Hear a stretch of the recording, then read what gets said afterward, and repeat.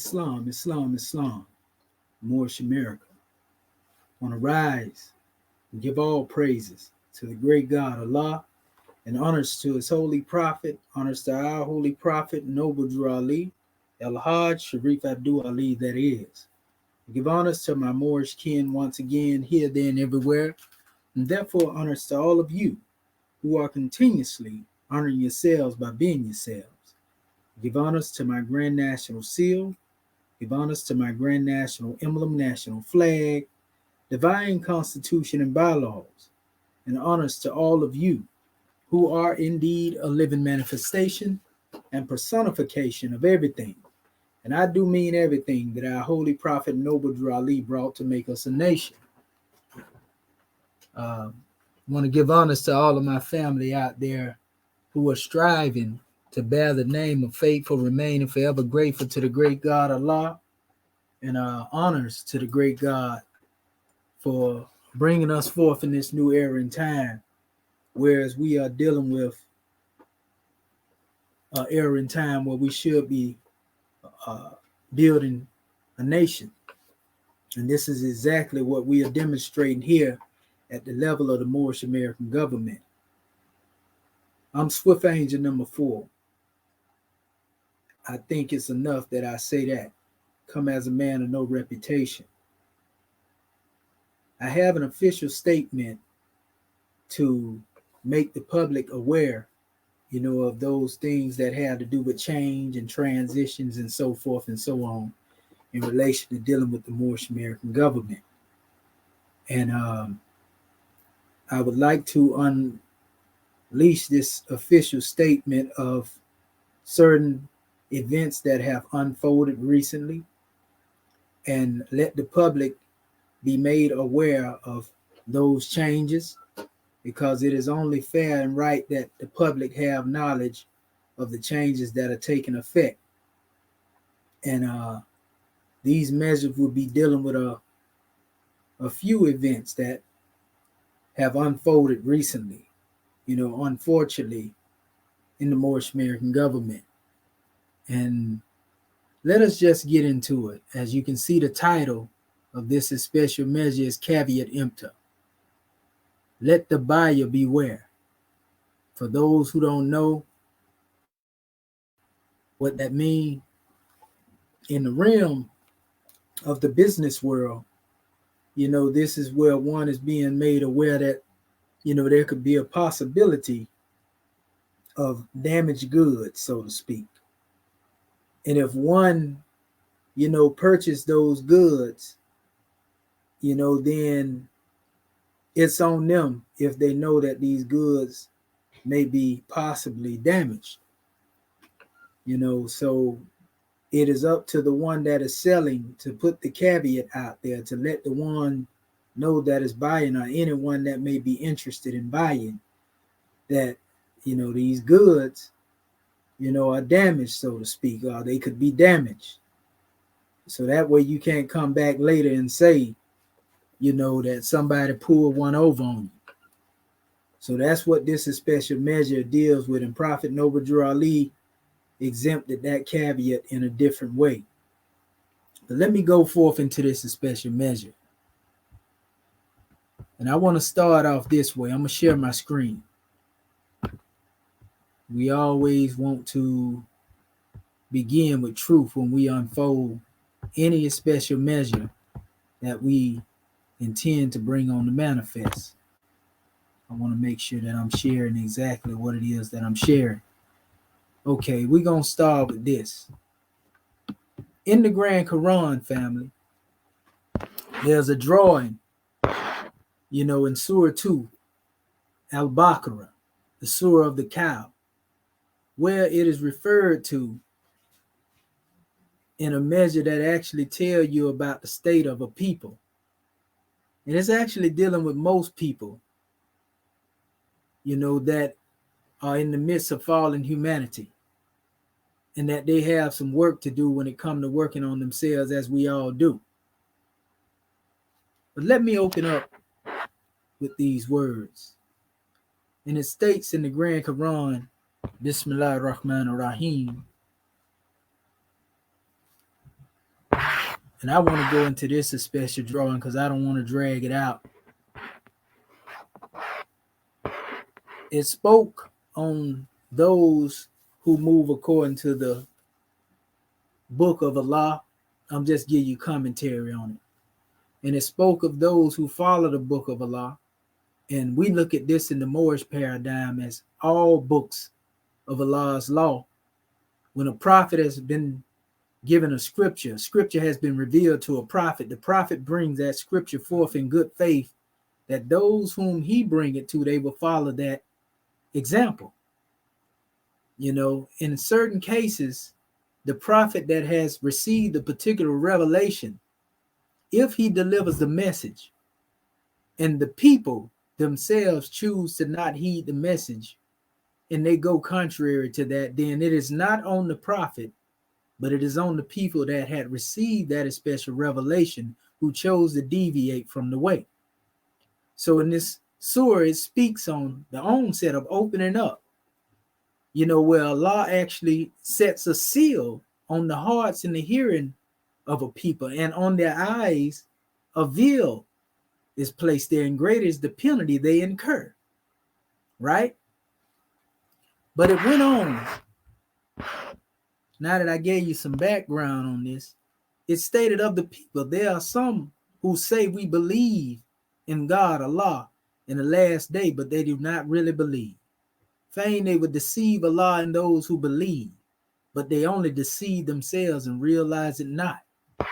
In their hearts is a disease, and Allah has increased their disease, and grievous is the penalty they incur because they are false to themselves. When it is said to them, make not mischief on the earth, they say, why, we only want to make peace. Of a surety, they are the ones who make mischief, but they realize it not. When it is said to them, believe as the others believe, they say, shall we believe as the fools believe? Nay, of a surety, they are the fools, but they do not know. When they meet those who believe, they say, we believe. But when they are alone with their evil ones, they say, we are really with you. We were only jesting. And it goes on to say in the Grand Quran that Allah, God, would throw back their mockery on them and give them rope in their trespassing. For those who don't know, He's going to give them enough rope to run until they hang themselves. So they would wander like blind ones to and fro. These are they who have bartered guidance for error, but their traffic is profitless and they have lost true direction. The similitude is that of a man who kindled a fire, and when it lighted all around him, well, God took away their light and left them in utter darkness so they could not see. Deaf, dumb, and blind, they would not return to the path. Another similitude is that of rain-laden cloud from the sky. Enter the zones of darkness and thunder and lightning. They press their fingers in their ears to keep out the stunning thunderclap while they are in terror of death. But Allah is ever around the rejectors of faith. And this is those that are actually putting their fingers in their ears to keep from hearing the truth. That's thundering and clapping, you know, within their consciousness. You see? It states the lightning all but snatches away their sight. Every time the light helps them, they walk therein. And when darkness grows on them, they stand still. And if Allah had willed, He could take away their faculty of hearing and seeing, for Allah have power over all things. So we want to open up with that special mention. And may Allah, the great God, protect all of those who have a pure heart and a clean mind from being in that special state, because we know whomsoever Allah guides, none can misguide. And whomsoever Allah allows to go upon the path of misguidance, none can guide. We want to also say, even in this Grand Quran, the great God Allah put a measure out there where He stated suspicion in most cases is a sin. And the events that you will see that unfold as I address them have a lot to do with, you know, in cases where one's became sin-filled and suspicious, and it resulted in what you will see the outcome is after we get done with this special measure. We just want to make it plain to the public in regards to what it is that we have said now, right? Okay. I want to share another measure with you, because we're getting right to it, family. We just want to make sure everything is in divine law.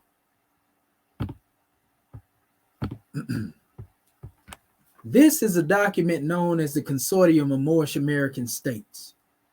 It was basically given in the light of dealing with the unity of all of our family. It don't matter what, organization or body you came from. This was drafted with you in mind. Be you Moorish Science Temple, Moorish American Government, Nuwaubian NOI. This is more like a treaty of our people, where our people can come together under this consortium, putting away all of their differences and begin to demonstrate as one body of people moving ahead. But this is also dealing with the articles that govern what we call the Moorish Consortium of Nationals, which deal with the executive rulers of this special consortium. And so I want to point out a few measures in here that we were actually dealing with, just to give the public some background on it. I don't want to go all the way into everything, but I will be touching on certain measures, and I'll go back and forth with this. The Charter of the Consortium of Moorish American States, and you will see that I quoted the prophet, to all governors, grand sheiks, and head officials of temples. By order of Prophet Noble Drew Ali has said the following thing during this, our very first convention. And this was speaking of the time under the lawfully chartered organization. At that time, Prophet Noble Drew Ali said that the Moorish Science Temple of America was organized to play a useful and defining part in the advancement of the sacred obligation of American citizenship, right? As the Moorish Divine and National Movement was founded for the uniting of the Asiatic states of North America, May 1st, 1916. In other words, he showed you the two functions. One that was dealing with the religious corporation, and one that was dealing with the actual nation and the uniting of the Asiatic states, which include all of our people. I don't care what you call yourself. To us, the uniting of the Asiatic states includes all of you. So in this particular measure, we presented this special demonstration, and I'm going to give you the first opening of it. And I'm going to try to make this as brief as possible. But it's important that you have this knowledge before we move forward. In the name of Allah, Prophet Noble Drew Ali and his people of the Moorish American States, convinced that the historic mission of Prophet Noble Drew Ali and the Moorish Divine and National Movement is to offer to man a land of liberty and a favorable environment for the development of his personality and the realization of his just aspirations, conscious that that mission has already inspired numerous agreements whose essential value lies in the desire of the Moorish American people to live together in peace through their mutual understanding and respect for the sovereignty of each one, to provide for the betterment of all in independence and equality under law. Convinced that representative theocracy is an indispensable condition for the stability, peace, and development of the region. Confident that the true significance of Moorish American solidarity and good neighborliness can only mean the consolidation on this continent within the framework of theocratic institutions, of a system of individual liberty and social justice based on the respect for the essential rights of man, persuaded that their welfare and their contribution to the progress in the civilization of the world will increasingly require intensive continental cooperation, resolved to persevere in the noble undertaking that humanity has conferred upon the United Nations, whose principles and purposes they solemnly reaffirmed, convinced that juridical consortium is necessary condition for social and peace founded on moral order and justice, and in accordance with resolution of the Moorish American Conference on the problems of war and peace, which shall be held in Moorish Mecca. And that's resolution 10, by the way. It say, which shall be held in Moorish Mecca, and shall agree upon the following. And so we open up and we deal with the nature and the purposes of this consortium. Like I say, I don't want to touch on all this, is a long document, but this was brought forth to govern our executive rulers. The Charter of the Consortium of the Moorish American States, nature and purposes. The Moorish American States, established by this charter, the international consortium that they have developed to achieve an order of peace and justice, and to promote their solidarity, to strengthen their collaboration, and to defend their sovereignty, their territorial integrity, and their independence. Within the uniting of the Asiatic nations, the Consortium of Moorish American States shall be a regional agency. The Consortium of Moorish American State has no powers other than those expressly conferred upon it by this charter, none of whose provisions authorizes it to intervene in matters that are within the internal jurisdiction of the member states. This is very important, family. In other words, those who are executive rulers, who became consul generals of the Moorish American government that are part and parcel accepted this consortium, it was agreed upon by the Moorish Americans. They understood that none of them were given powers that superseded anything that had to do with what was being given by the grand body of Moorish America. Remember, it said the Consortium of Moorish American State has no powers other than those expressly conferred upon it by this charter, none of whose provision authorizes it to intervene in matters that are within the internal jurisdiction of member states. That means that if we got 50 states where Moorish Americans are, and there's executive rulers in every state, each state has its own executive ruler for a reason, just like there were governors in the MST of A during the Prophet's time. Those special consul generals, in their special duty, they have no authority when it comes to going into somebody else's jurisdiction.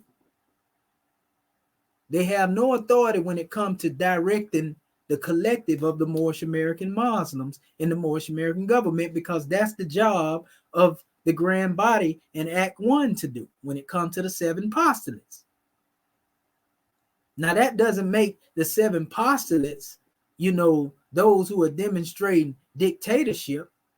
No, we appointed those in good favor that we felt had the responsible mind to demonstrate accountability in accepting that responsibility of the position that they got in. But let us go on, because I want to get into this special measure of this. To strengthen peace and security of the continent. These were the main points of the executive rulers. To promote and consolidate representative theocracy with due respect for the principle of non-intervention. That's the key. And the violation of this special measure, where ones did not follow in this order, has caused much confusion right now and led to the decree that's being set out right now. To prevent possible causes of difficulties and ensure pacific settlement of disputes that may arise among the member states. So instead of ones being in opposition to each other, if one was demonstrate according to the special consortium being set out, you wouldn't see what you see on the manifest now and what I have to set out right now to the public to let them know the state of Moorish America. Just like any other government will let the people know the state of the nation. This is public information. To provide for common action on the part of those states in the event of aggression, meaning all of those who moving in good faith, those who truly have the idea in their highest reflection dealing with peace, loving, then they come together in a common action, as the Grand Quran would say, enjoining what is right and forbidding what's wrong. That band that rise up out of our people, enjoining what's right and forbidding what's wrong, family. To seek solution of constitutional, juridical, and economic problems that may arise among them. To promote by cooperative action their economic and social and cultural development. See, all this has to do with cooperation. Then it says to eradicate extreme poverty, which constitutes an obstacle to the full theocratic development of the peoples, it said, of the hemisphere. And to achieve an effective limitation of conventional weapons that will make it possible to devote the largest amount of resources to the economic, social development of the member states. And it's not talking about weapons as in weapons of mass destruction. It's talking about the weapons of the mind, the ability to be able to strive through thought, to work things out, and so forth and so on. So nevertheless, I want to get into this one, and I'm going to go into the rest of it in a minute. The principles. The Moorish American states reaffirm the following principles. International law is the standard of the conduct of states in their reciprocal relations. International order consists essentially of respect for the personality, sovereignty, and independence of the states, and the faithful fulfillment of obligations derived from treaties or other sources of international law. This was written as a treaty, really, between us and our people. Good faith shall govern the relation between states. The solidarity of Moorish American states and the high aims which are sought through it require the constitutional consortium of those states on the basis of the effective exercise of representative theocracy. You can't have representative theocracy if you don't have people on one accord. You can't have representative theocracy if you don't have people that are moving within law. It even stated every state has the right to choose without external interference its constitutional, economic, social system and to organize itself in a way best suited to it. We support this when it's in line with what we have coming from the objectives of the whole. We don't do anything in secret. We don't do anything, that we just want to do because we have been given, authority as executive rulers. That doesn't make you one that is above the law. Even at one, myself, all of us, the sheik, the chairman, we are subject to law. There's no one that is above law in this Moorish American government. You see, it has the duty to abstain from intervening in the affairs of another state. Subject to the foregoing, the Moorish American states shall cooperate fully among themselves, independently of the nature of their constitutional, economic, and social system. You see, it went on to state the elimination of extreme poverty is an essential part of the promotion and consolidation of representative theocracy, and is the common and shared responsibility of the Moorish American states. The Moorish American states condemn war of aggression. Victory does not give rights. An act of aggression against one Moorish American state is an act of aggression against all other Moorish American states. Controversies of an international character arising between two or more Moorish American states shall be settled by peaceful procedures. Social justice and social security are bases of lasting peace. Economic cooperation is essential to the common welfare and prosperity of the peoples of the continent. The Moorish American states proclaim the fundamental rights of the individual without distinction as to race, nationality, creed, or sex. The spiritual unity of the continent is based on the respect for the cultural values of the Moorish and Mexican countries and requires their close cooperation for the high purposes of civilization. Education, or the education of the people, should be directed toward love, truth, peace, freedom, and justice. You see? Now, this is very key. And I'm going forward to our next measure. Members. All Moorish American states that ratify the present charter are members of the consortium. And this is dealing with Article 4. Article 5 follows up any new constitutional entity that arises from the union of several member states, and that as such ratifies the present charter shall become a member of the consortium. That means if somebody was, in demonstrating the way of the New Wabian or the NOI, the New Black Panther Party, whatever it is you demonstrate, and you said, all right, family, we want to become a part and partial of the consortium and unite with our family, they would be allowed to come into the consortium under that unity, being that they agree, upon the unity. The entry of new constitutional entity in the consortium shall result in the loss of membership in each one of the states which constitute it. That means what you belong to prior to coming into the consortium, you shared that special, skin to jump into international and national unity. You don't begin to go into a state of cliquism and deal with what we call a demarcated thought pattern and continue to divide yourself from your people based upon a title.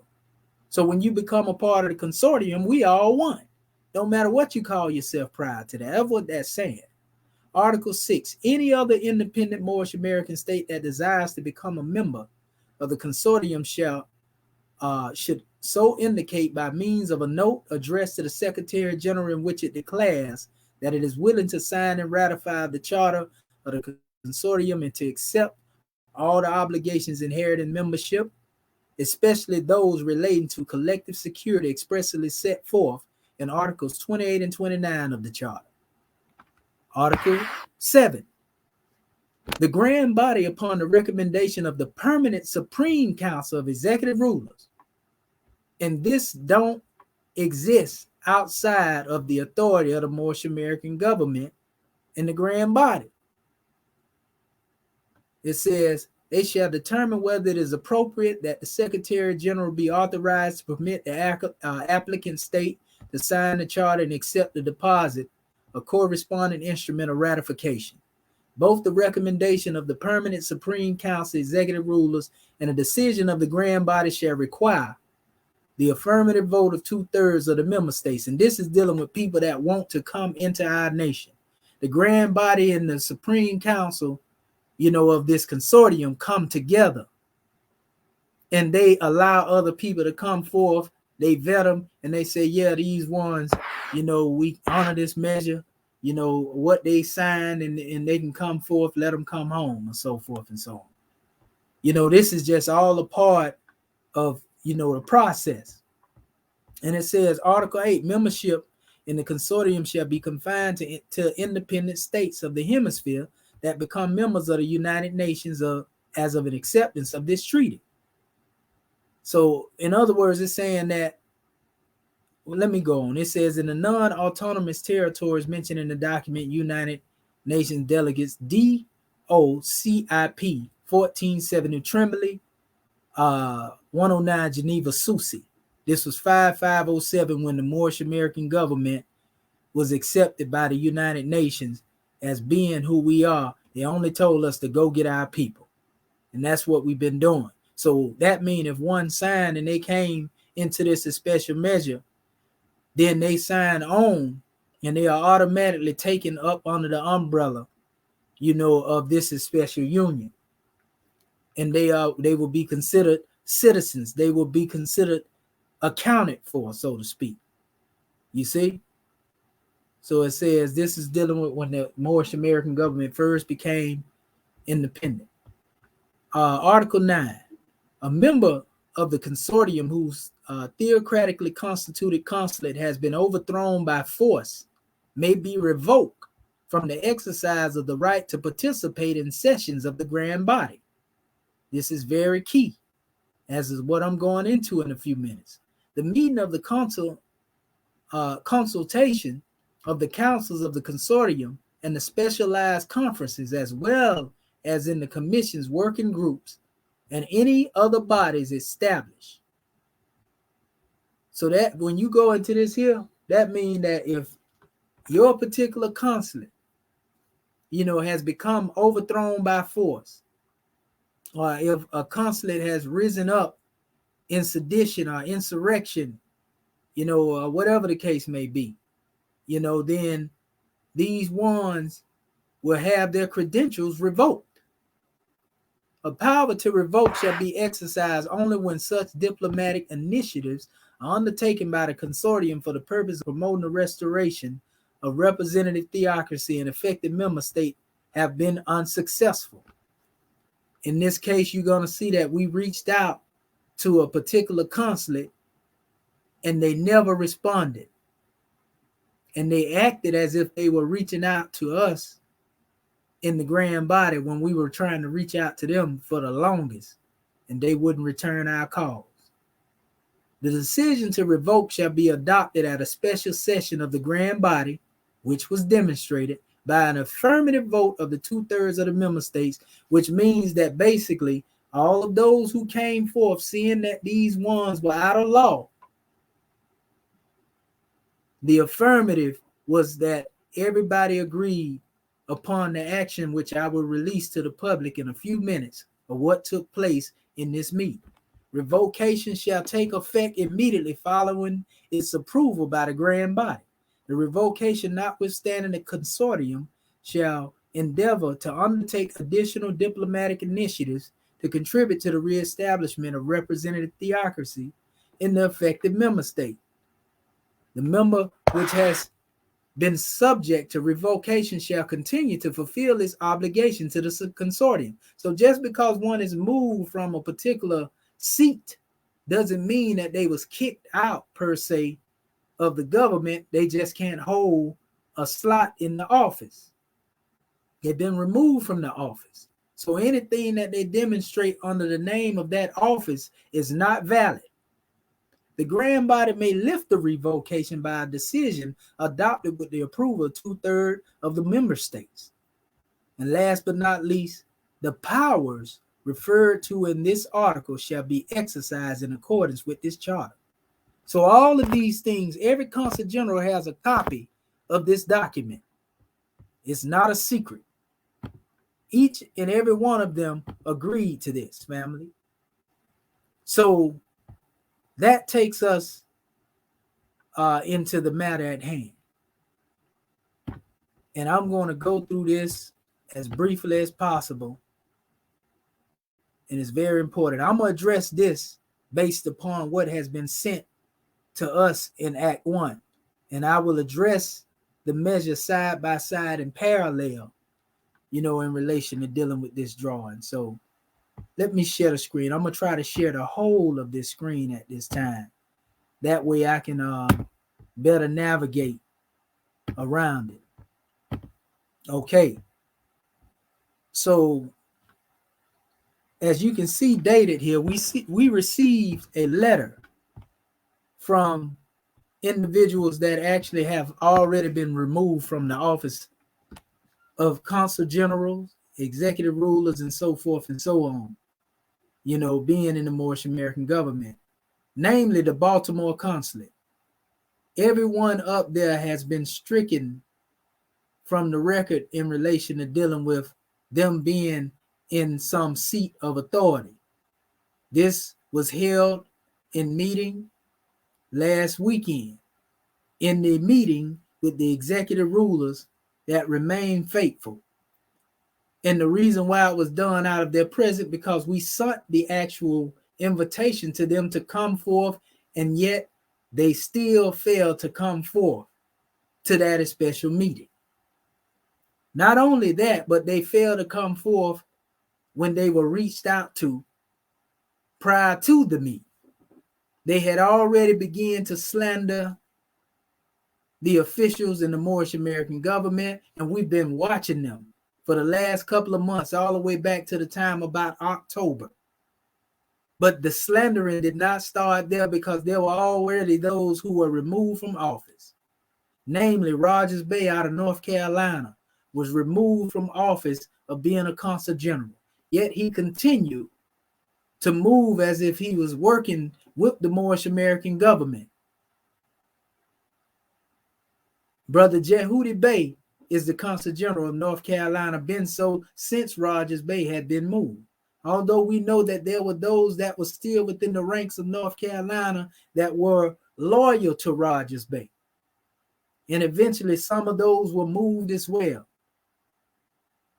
And this was to make sure, that everything moves accordingly and nothing stops. The government continues to function efficiently. Now, me setting this out here, this is not a mudslinging demonstration.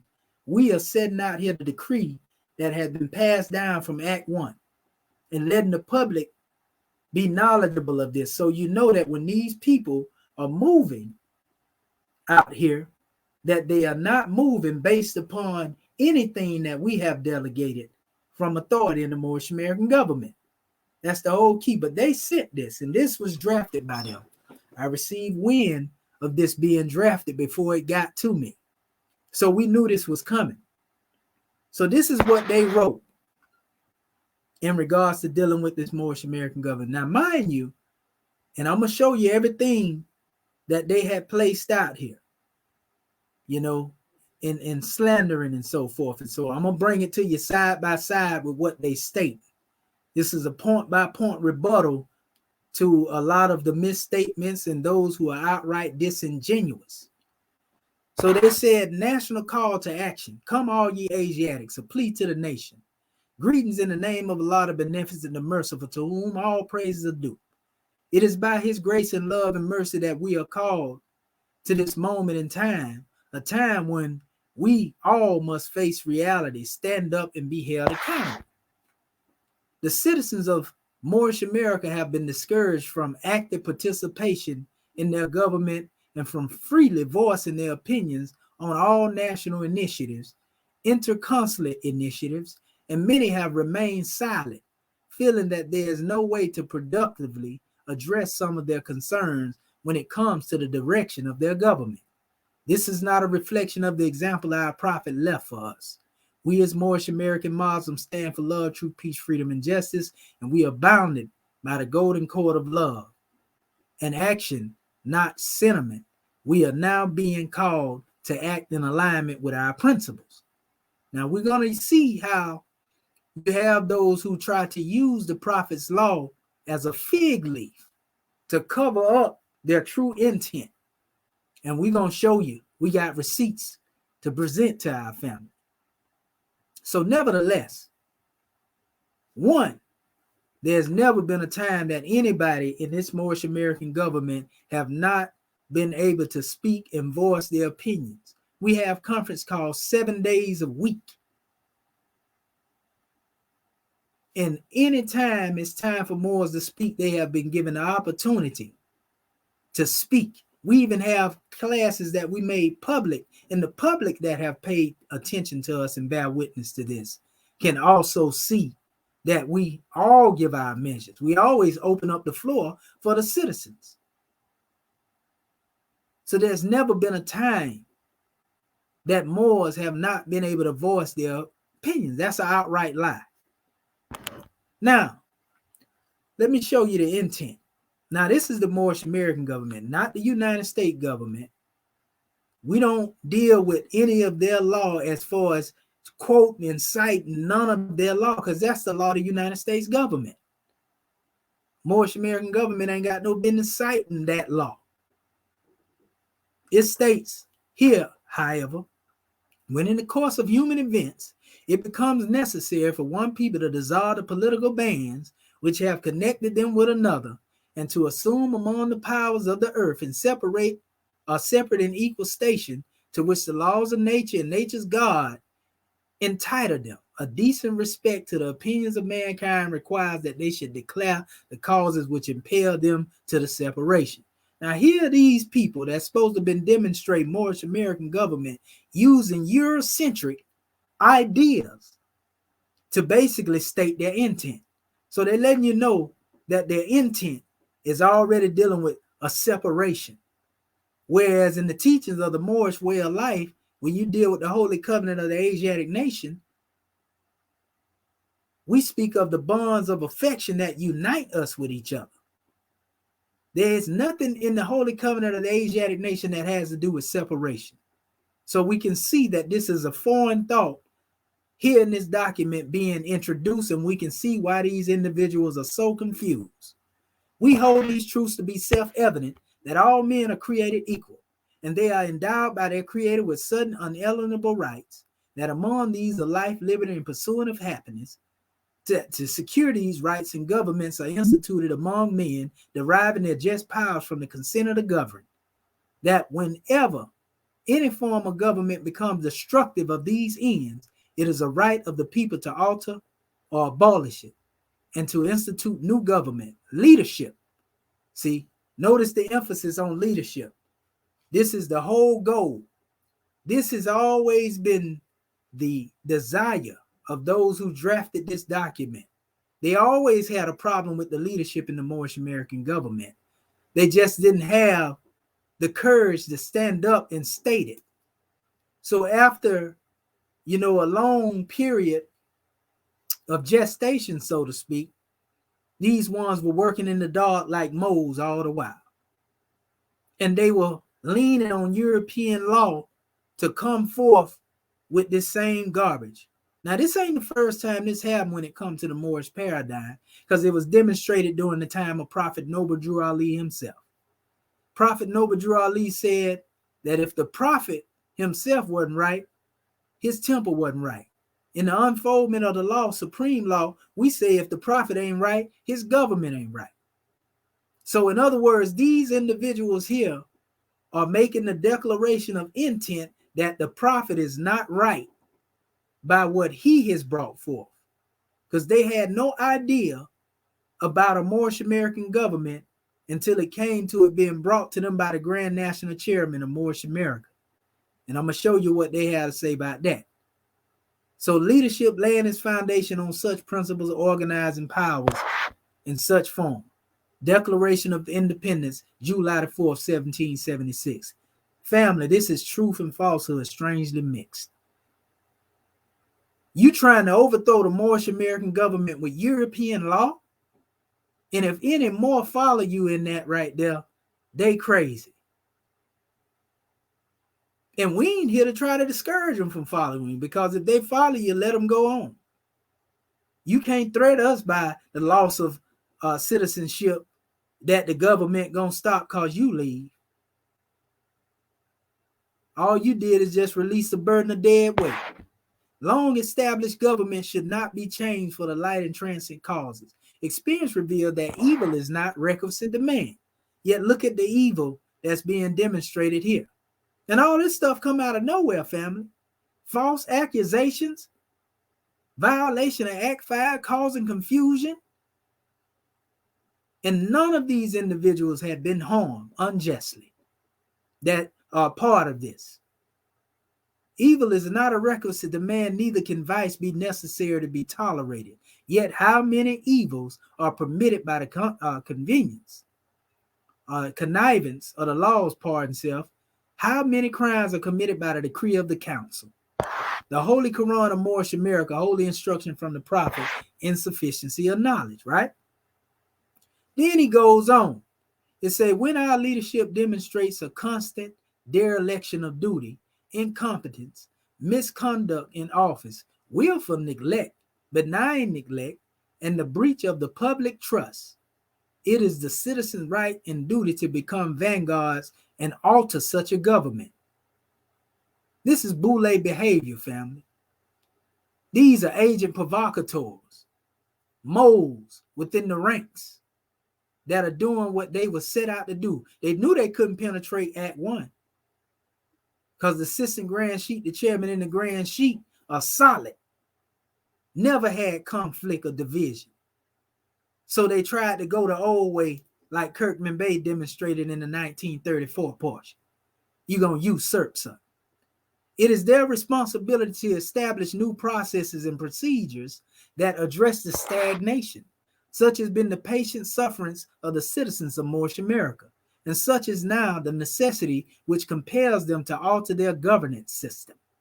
The history of the present Grand Sheik, and they talk about our Grand Sheik, Dr. Serapis Amin Raya, they're talking about our Grand National Chairman, and they're talking about myself, the Assistant Grand Sheik of Moorish America, is one of repeated injuries and usurpations, all having the objective of absolute control over the minds of the citizens, creating a suppressive and thus stagnant nation. The following substantities the need for urgent action. So they're saying that the Grand Sheik, the chairman, and myself have repeated injuries against them, and we demonstrating absolute control over the minds of the citizens. That's another lie. That's an outright lie, and it's disingenuous, but it's something that we already knew was on the manifest before they even come up with this. Fiduciary duties. They say our Holy Quran chapter entitled Magistrate and Subject contains the example left by our Holy Prophet for us to conduct ourselves. Noble Drew Ali created checks and balances within our theocratic government, with the exception of Act 1, our divine constitution of Moorish America. He explained these checks and balances in magistrate and subject. This government belongs to the people. It is not a bullet pulpit for three individuals. When have Act 1 ever used their powers to demonstrate bullying? We went on other people's platform, and they can even see that our people have a voice. They can speak. 7 days a week, we hear our people. Our people have time where they can come forth and demonstrate their own measures. But yet there are those who sit on the line like crows in silence and look and listen and so forth and see where they can find something that is what they call negative and try to use that to cause conflict and confusion. Make up things, create things, because that's what you were sent to do. You agent provocateur, you. Grand Sheik and the chairman and assistant Grand Sheik have not been trustworthy nor accountable to the citizens of Moorish America. These three positions of national leadership are intended to be impartial to one another. However, in actuality, the Grand Sheik and assistant Grand Sheik have only been accountable to the chairman, and the chairman has only been accountable to himself. No, the Grand Sheik and assistant Grand Sheik have been demonstrating in law. Prove to us what a Grand Sheik and assistant Grand Sheik have been out of law and disrespecting any of you Moors. But we can show where you have been talking behind the back of Act 1. We can show that you have been talking about, the living conditions and how Moors deal with their familiar affairs, things that don't even concern you. All to try to get support from weak minds to leave with you. If you want to leave, leave. We ain't stopping you. Adios. Bon voyage. Don't forget to write. Keep it moving. We ain't trying to hold you here, family. This is what you had in mind. So why create a straw man argument, a fictitious argument, because of something you already had in mind to do? You know you're wrong, so you're trying to justify your wrong by hiding behind the prophet's law, but Allah knows what's in the heart. The national leadership has violated Act 1 and has not fulfilled the instructions of the magistrate and subject. Our government is not a dictatorship, it's a representative theocracy. The prophet clearly stated this by saying citizens are part partial of this government. If this was a dictator government, a dictatorship, we wouldn't even have executive rulers. If this was a dictatorship, then how did you become an executive ruler of the Moorish American government? Who was it that appointed you? And did not you have power and authority to appoint who you wanted to appoint in your consulate without the permission of Act 1? Only duty you have was just letting us know who it was you were bringing forth. Right? But we're a dictatorship, right? Public trust and financial accountability. From 2007 to the present, self-proclaimed Act 1 has never given a financial report of any kind. Dues have been demanded and accepted without proper accountability. This is taxation without representation and egregious violation of the trust that citizens of Moorish America have put in the individuals occupying the stations, Act 1. Just as Moses couldn't enter the promised land and needed Joshua to lead the people, the chairman, Elihu Pleasant Bay, is Moses, and we are Joshua. We, Joshua, must finish the job and take ourselves into the promised land, which Martin Luther King spoke so eloquently of before his untimely assassination. So they letting you know what their intent is. And also, as far as dealing with dues, it had been time where the chairman had actually put out on the record those who had asked for wanting to know what was going on with the dues. And furthermore, most of these Moors in this particular demonstration here ain't been paying dues. Rogers Bay especially. He stood up before the Moorish American government and said that he wasn't paying no dues, even though he the main corporate that's a part of this document, that wrote it up, that drafted it up. He's the main corporate. He said, I'm not sending any money into Act 1. You should be paying me. Now, I'm finna show you something in a minute. I told you I was going to go parallel with this demonstration.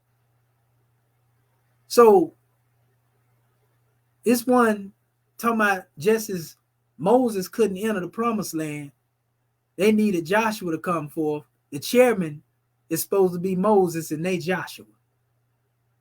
This is their particular analogy of the situation. Greedy for power, family.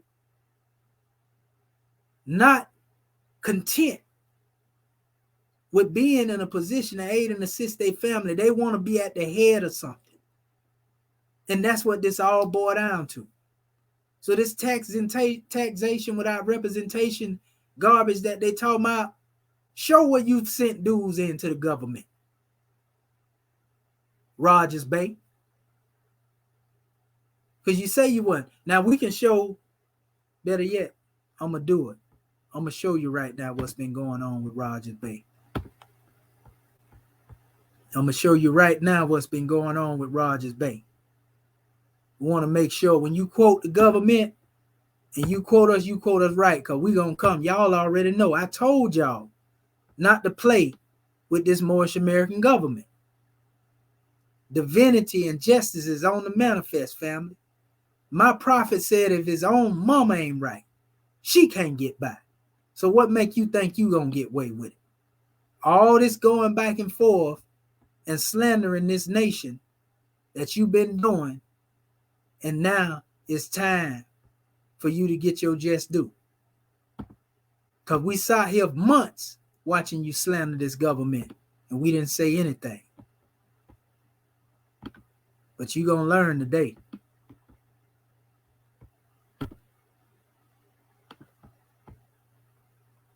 Let me show y'all what's been going on, family. And I just want to go into certain measures here. Let me make sure the screen is shared because I want to make sure our family can get all the clarity out of this. And I hope they sitting there watching this. Because you know I don't bite my tongue. I'm solid about what I stand on. And I mean everything that I say. So the Grand National Chairman,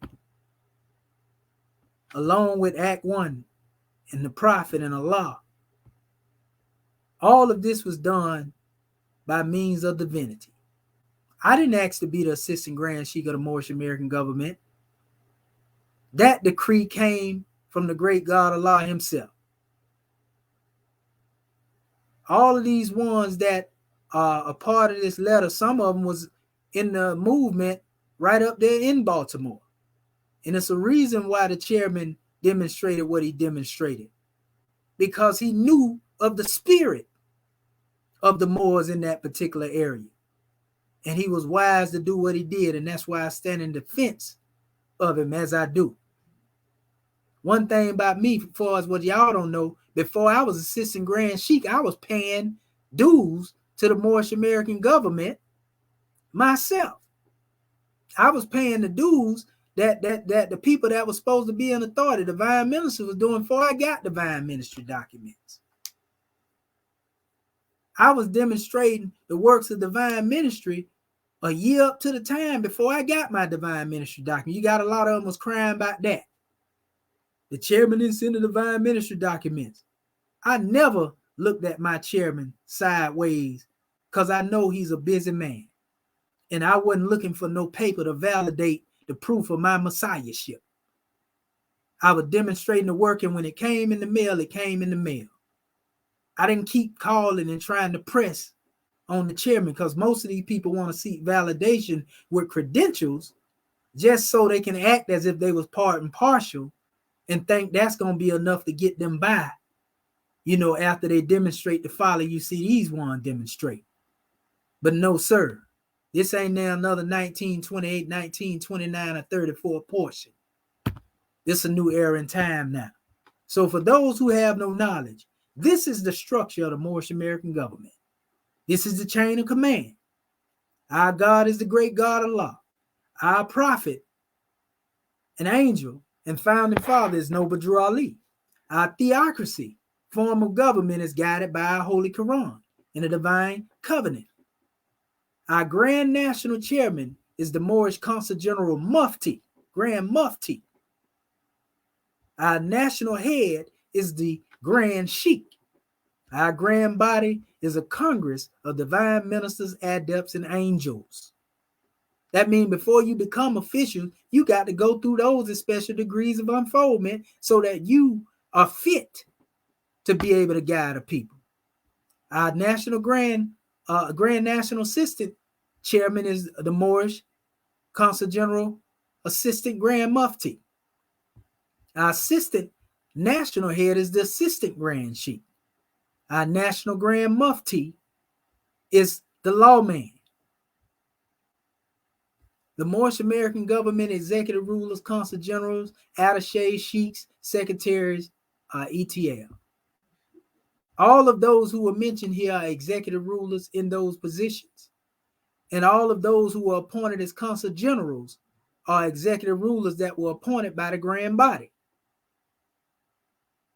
Our citizens are free-born Moorish American nationals. That's the structure of the Moorish American government. So there is no dictatorship. Everybody has a voice in this government. And most of those who are talking, they was allowed to create forums in which they can express themselves, but they were using those forms to overthrow and usurp the authority of the Moorish American government. This old lesson from the chairman from the 1995, I want to say, but he was already demonstrating this here during earlier times with the MSTFA, showing them that the prophet had the intent to establish government. If he say he was going to leave the European here long enough to teach the Moors how to run a government, his intent was to deal with government. So now we're not against those in the MSTFA who choose to be in the lawfully chartered organization. We are saying that our work is to do the job of picking up where the prophet left off and building government. It ain't got nothing to do with attacking the MSTFA. That's why our flag is not the flag of the Moorish Science Temple. That's why our Constitution is not the Constitution of the Moorish Science Temple. So anybody that accused the Moorish American government of trying to overthrow the temple, go against change, no, we ain't changing nothing. We never said that what we have is that of the Moorish Science Temple. But there has been arguments that have been presented by those to cause demarcation between the Moorish American government and the Moorish Science Temple. But nevertheless, the prophet set his body up, grand body up, and it was structured to unfold into government. The chairman was the one that was able to see this, and he brought it forward to the family. This is what the chairman said in relation to this measure. He said, this illustration submitted to a grand body of Moors in 1995 clearly shows that Noble Drew Ali formed the divine constitution of an independent Moorish American government. He prepared a table before the Moors in the very presence of their enemy. See proclamation declaration during the past 75 years. Millions have suffered needlessly under the fiend applications of Negro, black, and color, not knowing they could have formed themselves under their own government using their own divine constitution. Yet when the light is before them, they comprehend it not. Yehoshua. This is the chairman. So you gonna mean to tell me that you talking about the chairman is Moses? He ain't allowed to go into the promised land? The promised land is the Moorish American government. Where you going outside of this? The promised land is already on the manifest. Moses already came with the prophet. Joshua is this Moorish American nation that's on the manifest now. And furthermore, if you wanted to compare the chairman to anybody, like I tell the Moors all the time, you should have compared him to Joseph. Because Joseph was cast into a well by his brothers. Joseph was cast into a well by his brothers after he showed them a vision that he would become a ruler over them. He said he had a vision of 12 stars and the sun and the moon prostrating before him. And he immediately, after stating this, they knew that this was saying that Joseph would rule over them. So they began to devise a plan to make sure that that didn't happen. So they lied to their father after throwing him in that well.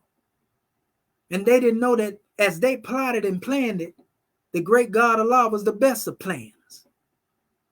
And so what they demonstrated in malice and jealousy against Joseph, envy against Joseph, the great God Allah meant something else to come out of that, and Joseph ended up being exactly what he said he would be.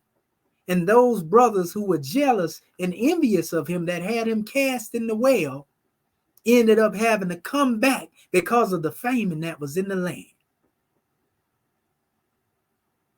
They had to come back to Joseph in the end, and the prophecy was still fulfilled. So what they did to try to throw a monkey wrench in the situation dealing with divine prophecy, it actually worked in accord with the plan. And this was the same with our Grand National Chairman, who was cast into prison by his own brothers. They did this to stifle his works in hopes that he would be done for and he would be dealt with. But that brought the book of fire, the exhuming of a nation, on the manifest. And he would tell you, I don't hate them brothers for what they did to me. I don't look at them as my enemy because it wasn't the cause, it was the call.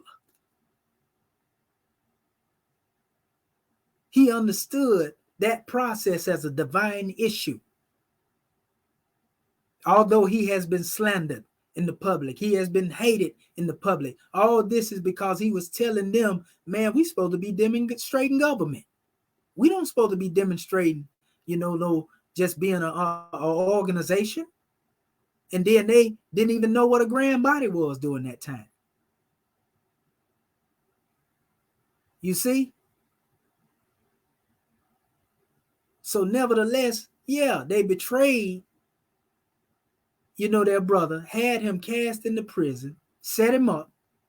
He wrote the book of fire and come on the manifest. As the prophets say, he reached down in the sand and tossed it up. And you see Moorish Americans on the manifest now. That's a metaphor. The hand is symbolic to the mind.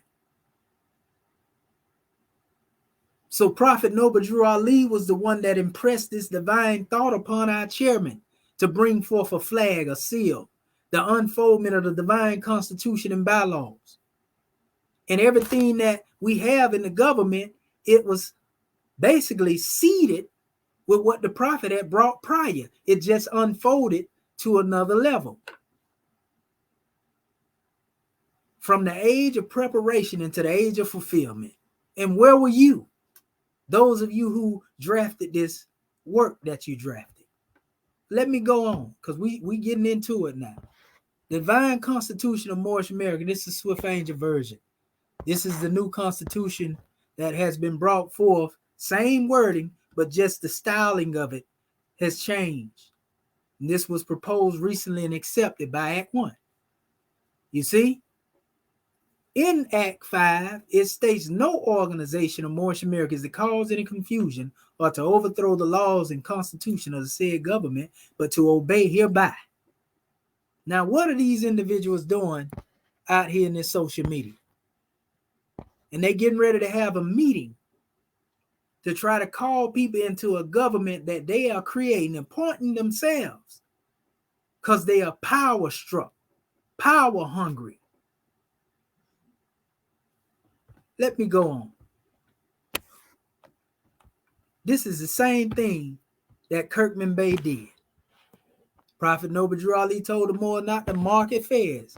He marked it. Look, he put Sultan on it, Allah. But we don't know, a lot of them don't know, right here he had a Shriner's fez on. Look at him with his hand left over right. In most cases, you find Kirkman Bey demonstrating, he demonstrate left over right. His fez say Allah on it, right? I thought it said Iram at one time, but it actually says Allah, a Shriner's fez. He was one that went against Emil. Part and parcel, the Supreme Council betrayed Emil, who was the prophet's choice. And when they went against Emil, they put Kirkman Bey in power.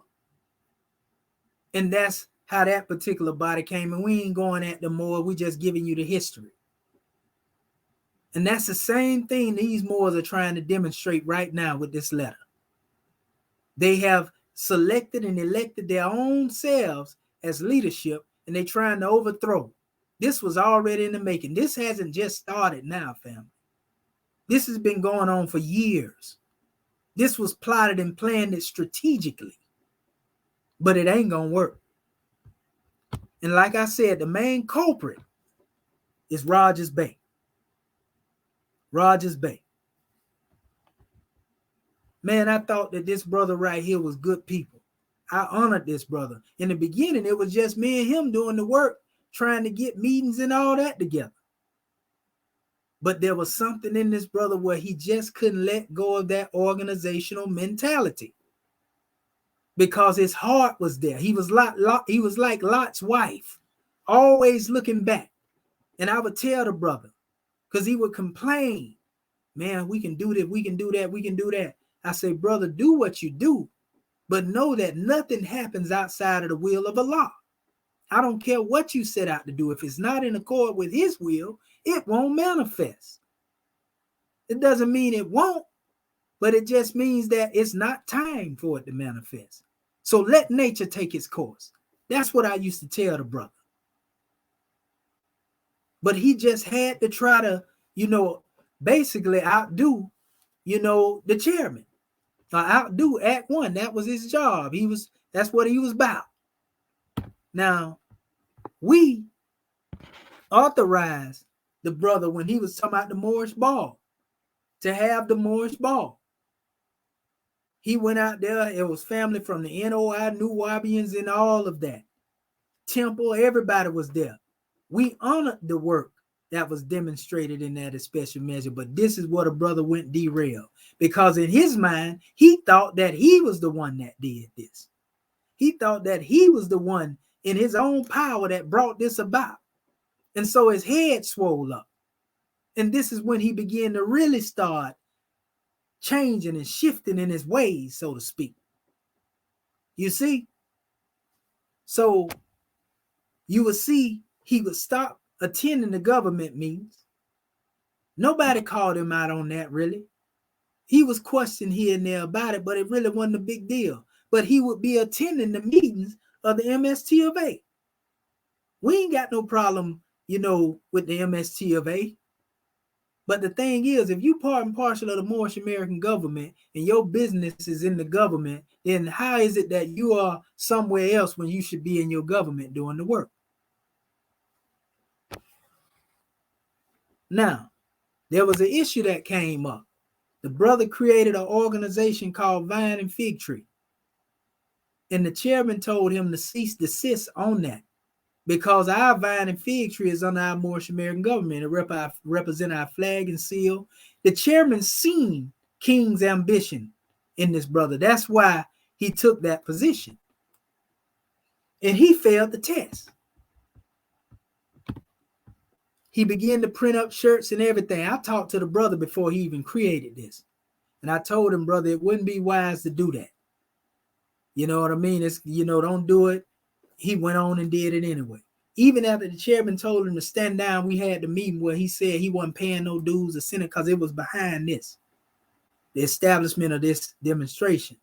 Even after him saying he wasn't sending nothing in, he chose to leave. He left the government, so to speak, after he was moved from the position. You see? And he acted as if he was still with the government, but were working against the government. So he had Moors. Most of them are right here in this picture. Some of them never heard him on the conference call. And I was telling him, Moore, who are the Moors you dealing with that's in the government, but they ain't on the conference call? Have the Moors to call in. Nah, I got just trying to build with them on this here, and I'm going to bring them in. But no, what you were trying to do is gather these individuals and make them think that you were the key factor. And you didn't want Act 1 involved, so Act 1 couldn't expose what you would demonstrate. But there are some who come up out of that exposed that this brother was taking money from these people. He went out and purchased, or was trying to purchase land. A lot of the stuff he was promoting his businesses with, he was using from these people. And when they would question him, from what they tell us, he would get upset, and those who were supporting him would get upset. So these are the conniving things that this brother was doing behind the back of the Moorish American government. All these people here, and you ain't inviting none of them to participate in the Moorish American government. Now, come to find out, a lot of these ones that confusion come on, so you see him here again, with the temple. The sister that's right there sitting down, she was in the government. She left before Rogers Bay left. This brother standing right next to him here. Me and him had a conflict because he, talking about Rogers Bay, told him to put our seal on some of their stuff, and they don't even attend our calls. He tell us he ain't got to attend our calls. They go to cussing and all types of stuff, and I had to let these one know, when you talk to me, you going to talk with respect. Told him, man, ain't no gangsterism going on over here. You see? Rogers Bay also created shirts, jerseys, and all these things. All this stuff he was creating on the dime of other Moorish American Muslims, purchasing houses and all types of stuff. And all the while that he was doing this, family, he ain't sending no dues, said it on the call. I ain't talking about what nobody told me. The man said it out his mouth. It shocked me. Because I was there trying to fend for him, thinking he had the right intent, but all the while, he was exactly what Act 1 said he was demonstrating. And a lot of the mistrust come from the fact that he went to location and headquarters and took some things from headquarters that he shouldn't have took. That's where a lot of the mistrust come from. See, we're going to expose these ones. I told them not to play with me in this Moorish American government, because when I get out here, Moorish kin, I'm going to give it to you uncut. License plates. None of this going to the good. You ain't supporting the government, but you talking about dues. You see how disingenuous this man is? Let us go on. There was an issue that came up with the water. They had water they want to sell. The chairman, knowing how this one was, already disassociated with him. We ain't dealing with none of that stuff you got going on. Ain't dealing with the water because, one, we don't know what's in the water. The water needs to be tested. You see? That's what the chairman said. No, we ain't just finna accept. We don't know what's been done to that. And something happened to somebody and they blame it on the Moorish American government because we got some people that's supposed to be trying to sell it. So it was a cease and desist put on this, and there were ministers that were consul generals that knew better, and they were all purchasing this water, and they were in this water dealing after they were told not to do it. That's in direct violation of what was being demonstrated. Now, you think that one is just talking, family. Let me show you something. I'm going to come back to this slide in a minute. I'm going to stop sharing this, And I'm going to come back to this slide. Okay.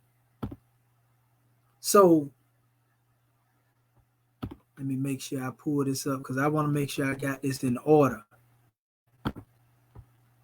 So here we have it, family. And you should be able to see this. It should be shared. Hold up. Let me make sure I got it here. I'm going to share the... Yeah, I want to share my entire screen. Okay, so here we go, family. There was a sister, and she sent me this, and out of respect for her moving on, I won't go into exactly who she is. But she exposed to me, not only that these Moors was trying to overthrow the government before they even tried to do it. See, that's what they don't know. She already told me how they were talking about the chairman old, you know, he need to sit down and let them do what they do and all the type of foolishness, you know. And you know, all this stuff came into fruition. Prophet Noble Drew Ali said, expect not evil in anyone, but when you see it, forget it not. So I never approached these brothers with this accusation that was given. But here you have them here talking about the water after they were told not to demonstrate it. Malik El-Bey, Islam family, a reminder any minister, if they want to order the live alkaline water to support our ENC kin, now is the time, so we can order as one, and there will be done one delivery. And then they talk about the cases they was gonna get, and then you got Ashby Bay up here, and they knew, and I told them what the chairman said. And the sister had told them the same thing that I got these messages from. She got into it with Malik, or Malik got into it with her, talked to her in all types of ways from what the sister said. And basically, you know, that's what caused her to leave. All she asked is that they needed to vet the water and make sure the water was good. Same thing Act One was saying. But they got mad at her. And they was acting as if they wasn't dealing with the water, as if they was moving with Act One. But all of these are text messages dealing with them violating law that they were not supposed to be violating. It's all up through here, family. You see? So those who are talking about they're being falsely accused, oh, we gonna make it plain tonight. I got plenty of time. Y'all know I'll go till the sun come up, because I'm about standing in defense of my people. I'm about standing in defense of my Moorish American government. We ain't here to play. Freedom is not a game, family. So I want to go back briefly to these pictures over here that I have. Let me share my screen again. Okay. Let me go back to the actual window. Okay, here we go. Back to the slide. Let me show something to you. There was a time where I was called forth by a national grand sheik to come forth with the uniform for our Moorish kin. And this is part and parcel of the uniform that you see me in here that represented us. I took it from what the chairman them demonstrated back in the day, you know, what the prophet was demonstrating, you know, and basically everything that deal with our Moorish ancestry. That's where that came from. So nevertheless, the call was put out there, and soon as the sheik gave that declaration and I showed the Moors the uniform, Rogers Bay went in opposition to that. He reached out to me talking about he had a uniform the same day.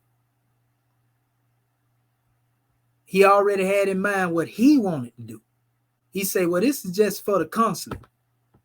And this is what he designed.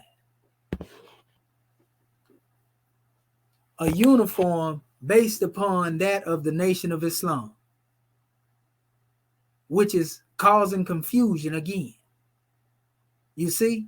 And how we know this to be a fact, because everything this brother do, he try to utilize it in a symbolic manner. And I'm going to show you why in a minute, what's really going on. Neither one of the Moors brought the government uniform. the one that you seen me in. They all went and brought this in opposition to Act 1. Now look at this. Everything this brother do, he tries to demonstrate symbology. You know, when it comes to the NOI, he admires the NOI. We all honor the NOI for the work that they do, you know, and did and so forth and so on. But they're an organization just like all the other Moors. They're not a government. We don't say that to slight them. But this picture was taken purposely to demonstrate the degree of the Allah Temple of Islam. He don't know these ones was standing up here getting mug shots. They wasn't standing in a gym up against the wall. This was Rogers Bay idea. You see? Now I'm going to show you what was really going on.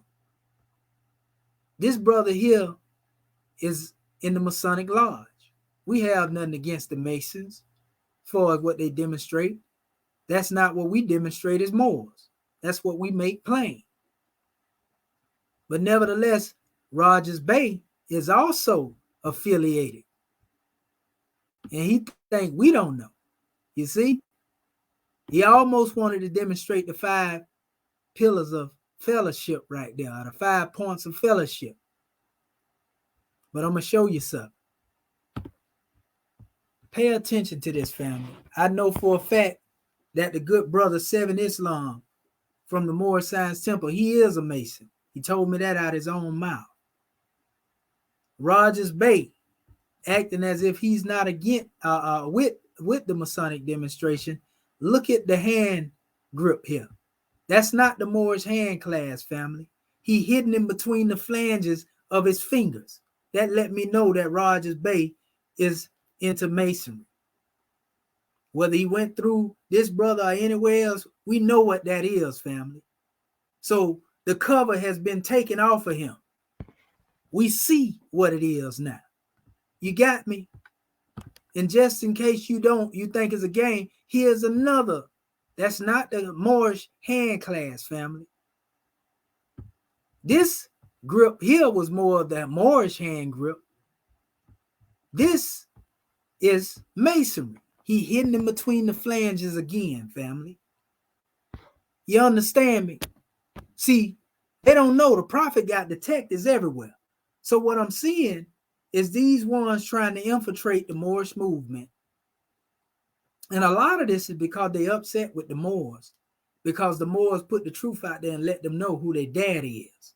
A lot of them brothers that want to run behind them different lodges and so forth and so on, they upset that we teach the truth like we do. We can teach it freely.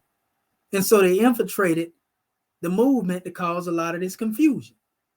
You see what I'm saying? I ain't saying that about the brother 7 because he told me who he was, and I ain't never seen no opposition from that brother. You know, he was honorable when we seen him, but we know what Rogers Bay doing over here. Let me show you something else, family. This was, you know, after building his new home upon the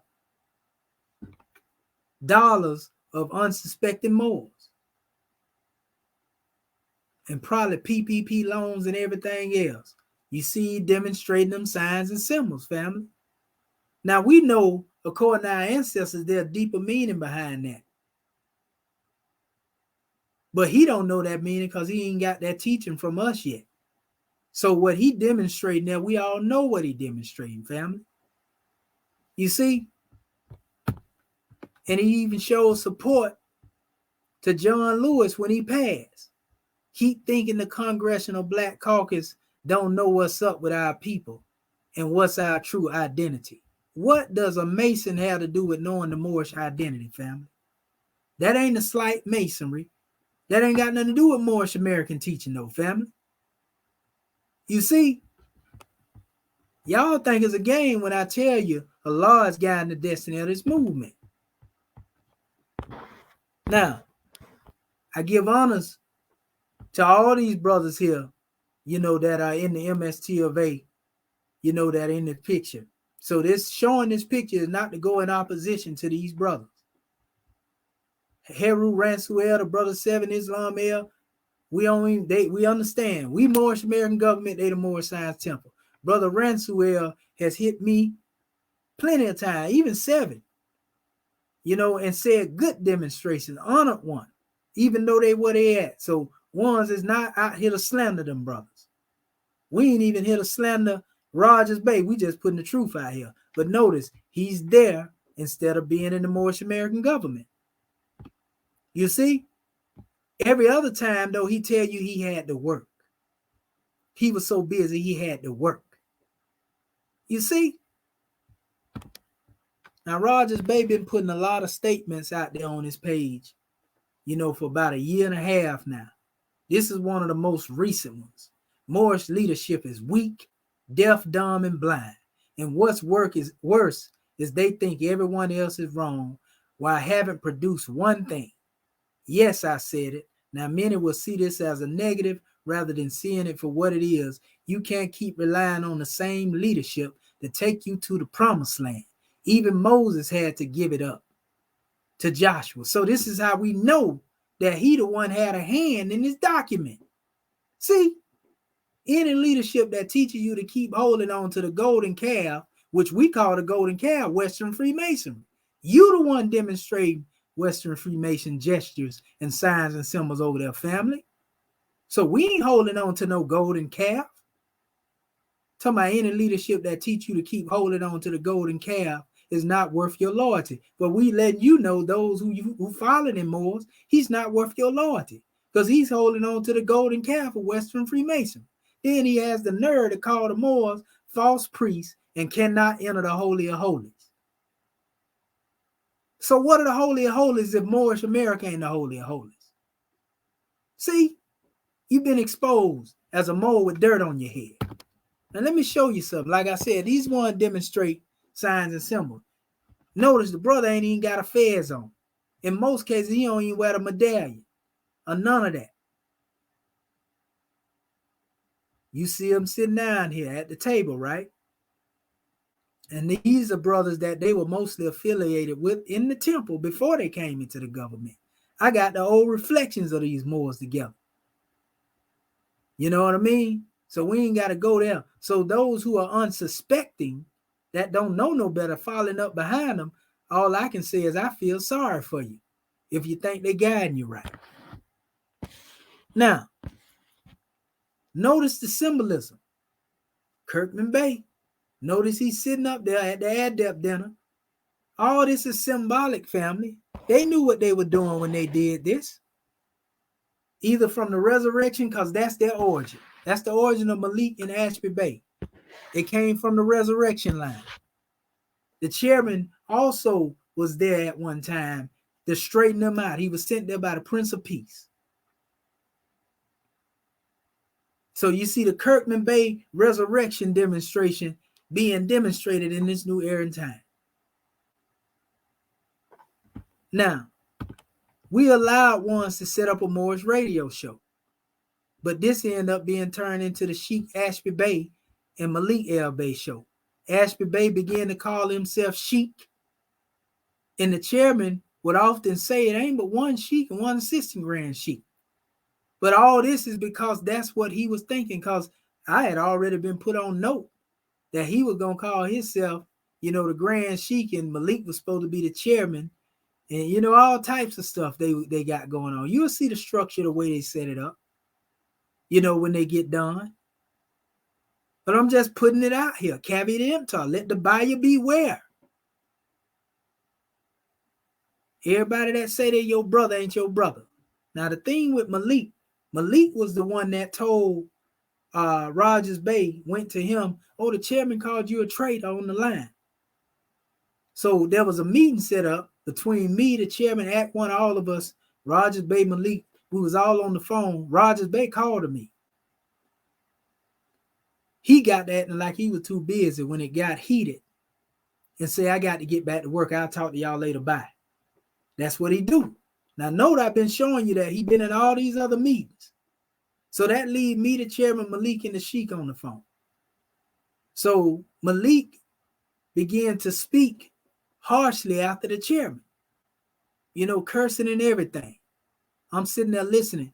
He was like, you did call him a traitor and all this type of stuff here. he carrying a bone to another Moor, which the chairman done told Roger Bay that to his face. He told him he was a traitor when he was on the line. That ain't nothing new. But Malik went and took that to Rogers Bay because they were all in cahoots from the beginning. They were more loyal to each other than they were to their people. At this time, Ashby Bay wasn't nowhere in the picture. Ashby Bay ain't really been in the picture for but maybe a year. He come up out of nowhere. And oftentimes when I would speak to him, he talked about how they took over, the resurrection and started what they called the embryo Moorish Science Temple. Him and Wagu Ali El Malik and all of them. You see? So this is the MO. One's already demonstrated. So they want to bring that same behavior in here and try to usurp and take over the Moorish American government. We calling it like it is. And this is what put them in the position that they in right now. Now, we don't hate these brothers. We ain't in opposition to them. We just letting you know they're not executive rulers of the Moorish American government. They don't hold a station, but they are citizens of the Moorish American government. Now, whether they want to be humble and demonstrate the love that they should and honor that, that's another situation. That's a whole nother story. If they choose to go on about your business. Do what you do. All is well. Ain't nobody hating you. We ain't stopping you. We ain't trying to control that. Because your ministry's still intact. It say that in your divine ministry document. You just can't hold no station or sit in this car and drive it. Because you basically been exposed. I was falsely accused by Malik. He called me one night, close to around about this time. Literally crying. And talking about he had a visitor. I'm like, what do you mean, Moore? Somebody told me you were talking about me on a Moorish perspective, a national public call. I had shouted them out that night, quoting the brothers, giving honors to them. And he called me talking about somebody said I was talking. So I say, brother, who told you that? I can't tell you. I get back at you when I get everything. So I'm like, Mo, let me know who this is. Because whoever did this more, they causing confusion. We need to know who this is because they probably trying to plot a coup and overthrow. But he was with it. That's why he didn't say nothing. He falsely accused me more, and I didn't bring Malik up on charges. I let it go. It rolled over a couple of months. Then next thing you know, he was on a call one day, and I'm listening in, and this is after me seeing these little sneak dissing comments and sidemark comments that they were making on Ashby Bay's timeline and his. He was speaking and he had all this, meditation music playing in the background. And the brother said, yeah, I'm going to do what I do regardless. I'm moving on. I'm going to do what I do, whether inside or outside of government. And I ain't directing this at nobody. I'm talking to myself. I'm speaking to me, so I don't want nobody to take it this way. I'm sitting there listening, right?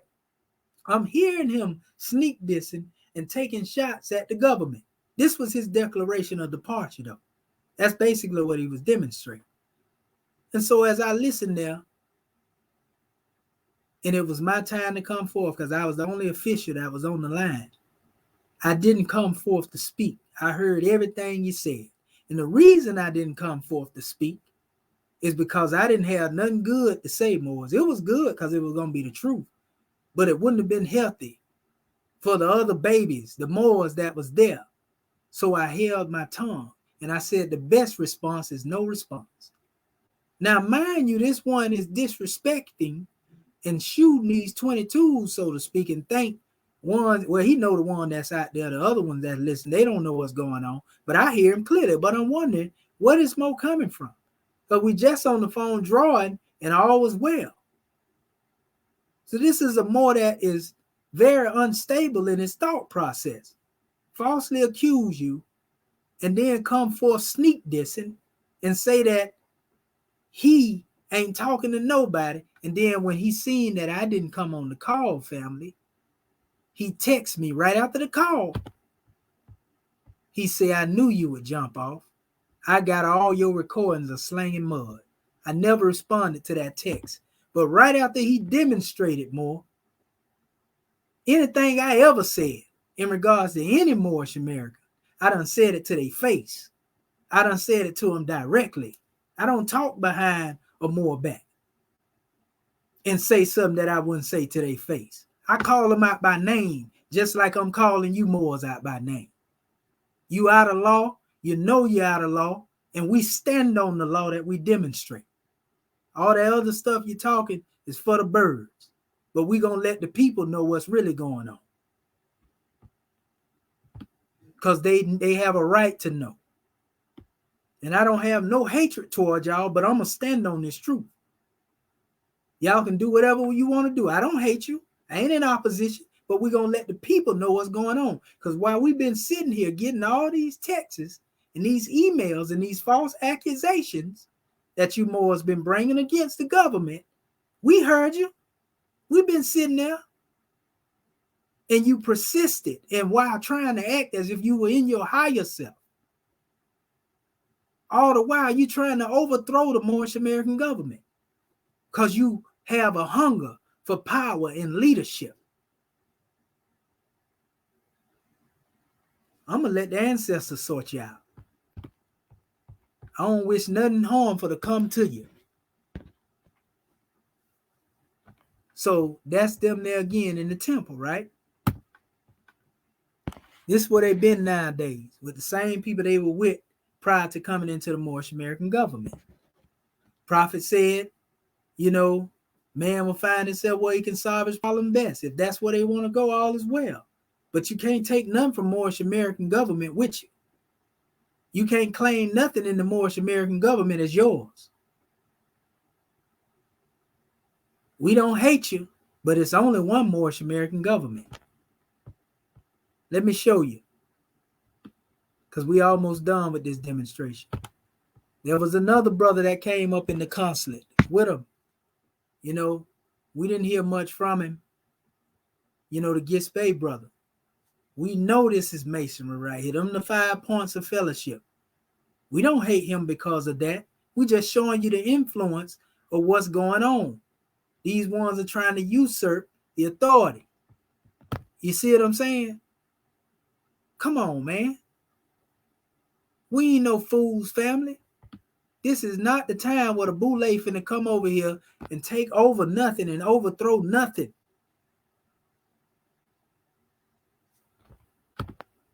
So here are some of the statements from Ashby Bay. The stagnation of this divine and national movement is a crime against humanity, and justice will catch you. Y'all the reason why the stagnation is on the manifest.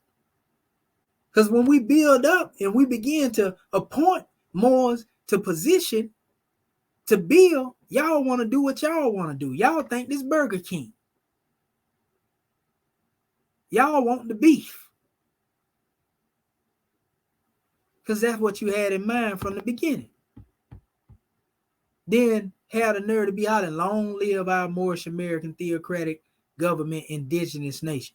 See, we've been hearing the spin on this name. Ain't no Moorish American theocratic government indigenous nation. That's something totally different from the Moorish American government. We know what you're trying to do, but it ain't gonna work. If transition is taking a lifetime, either a lie is being told or the one steering the ship are lost. They're talking about Act 1 right there. That's in November, family. Slandering the leadership. And we ain't respond to none of that. This is the first public response to all this note these Moors been putting out here. False accusing. And even had the audacity to try to speak on my God woman. Why she ain't participating in the meetings and all this type of foolishness. My God woman done taught a class before in this Moorish American government. She don't speak in the public. Everybody ain't about standing out front being seen. And what is your business to be worried about what's going on with my God woman anyway? The seed of my seed. I meant the mother of my seeds, pardon self. We was together prior to coming into the Moorish American government. So what are you talking about? Y'all disrespectful, man. All governments have been chiefed by the double tongue. This is what they've been demonstrating, Moors. Government leadership is a public trust. It is the leadership trustworthy, right? It's the leadership trustworthy. All this stuff they was putting out there prior to these writings that they came up with. They've been festering in this stuff. See, but when a long train of abuse and usurpations pursuing invariably the same, quoting that United States government constitution, Declaration of Rights, and you quoting all Eurocentric thought. That's the problem. I told you, y'all like Lot's wife looking back. And then always got, I'm 50 years, I'm 70 years old, and I'm 42. So what that mean? Because a lot of them got a problem with the fact they look at me as younger than them, and being where I am and who I am. Yehoshua was 7 years old when he was dealing with the doctors of the law. So who are you? I told y'all, I said it many times, and I was talking directly to most of those of you that's right here now in the sound of my voice, when in the last day before y'all broke off, I seen it already. That's why I was saying it. Some of y'all think y'all too grown to learn. And I ain't trying to teach you. I'm going to teach the babies. I'm going to let the ancestors sort you out. Look at what this man put up here. We ain't said nothing to them. This is what Ashby Bay put up here. This Act 1 is one of a kind, right? They are definitely three clowns. So who is the one that's in the wrong, family? This is my first statement after all this garbage. So who is the one that's trying to overthrow and demonstrate being unjust, family? Freedom is not a game. And that's why they were removed from our government page, and everybody in the consulate, there is no Baltimore consulate active up there now until a new consul general is appointed.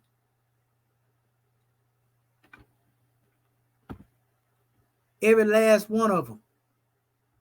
We didn't take away divine ministry documents, but we took away that seat.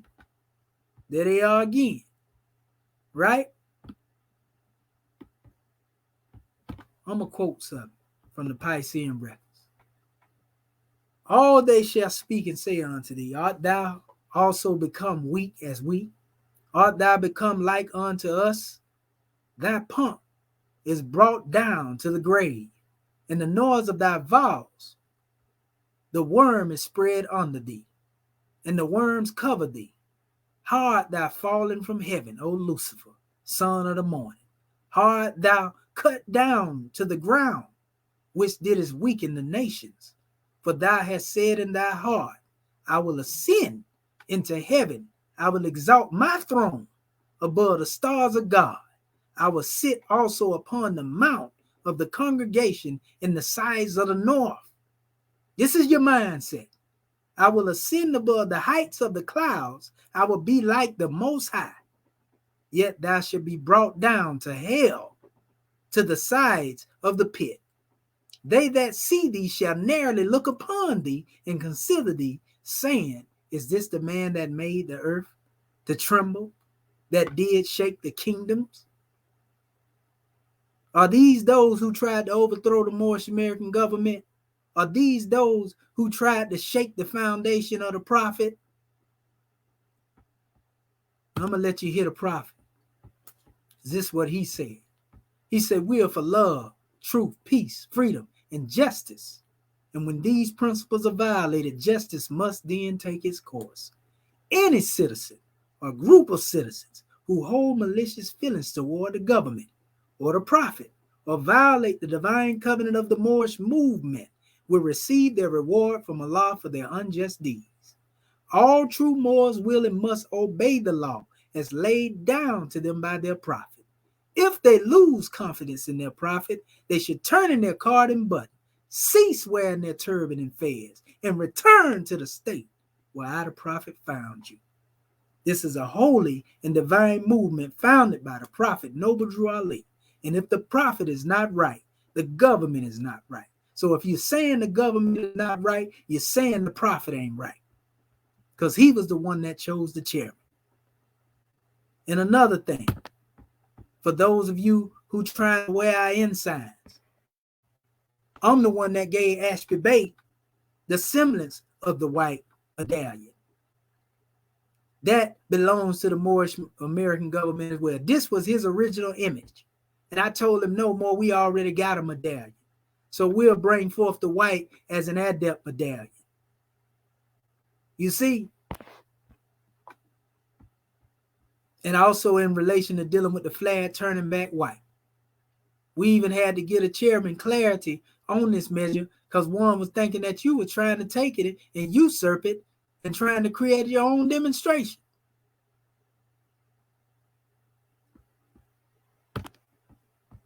So way before Ashby Bey even come on the manifest, family, when I went to Baltimore, and this was actually made years before that, I already been demonstrating that measure.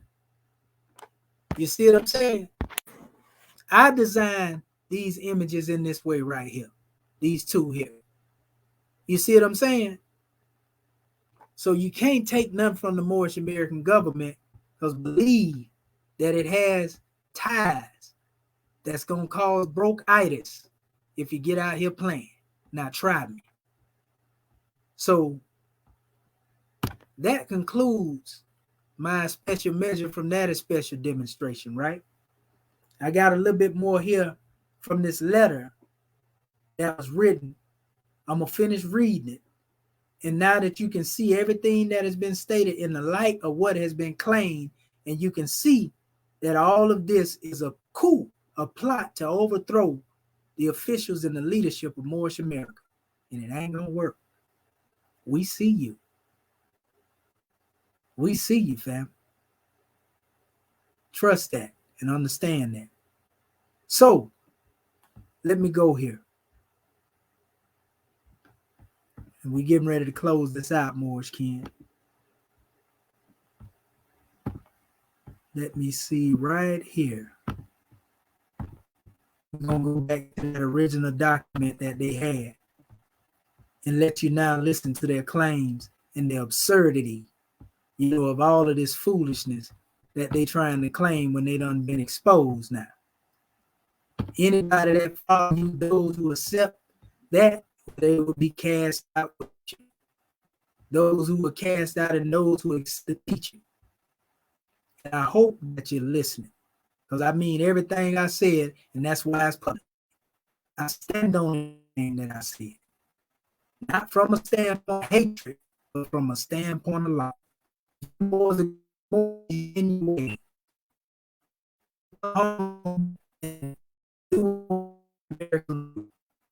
Like I said, I don't wish nothing bad, any harm to come to you, brothers. But the law is the law, family.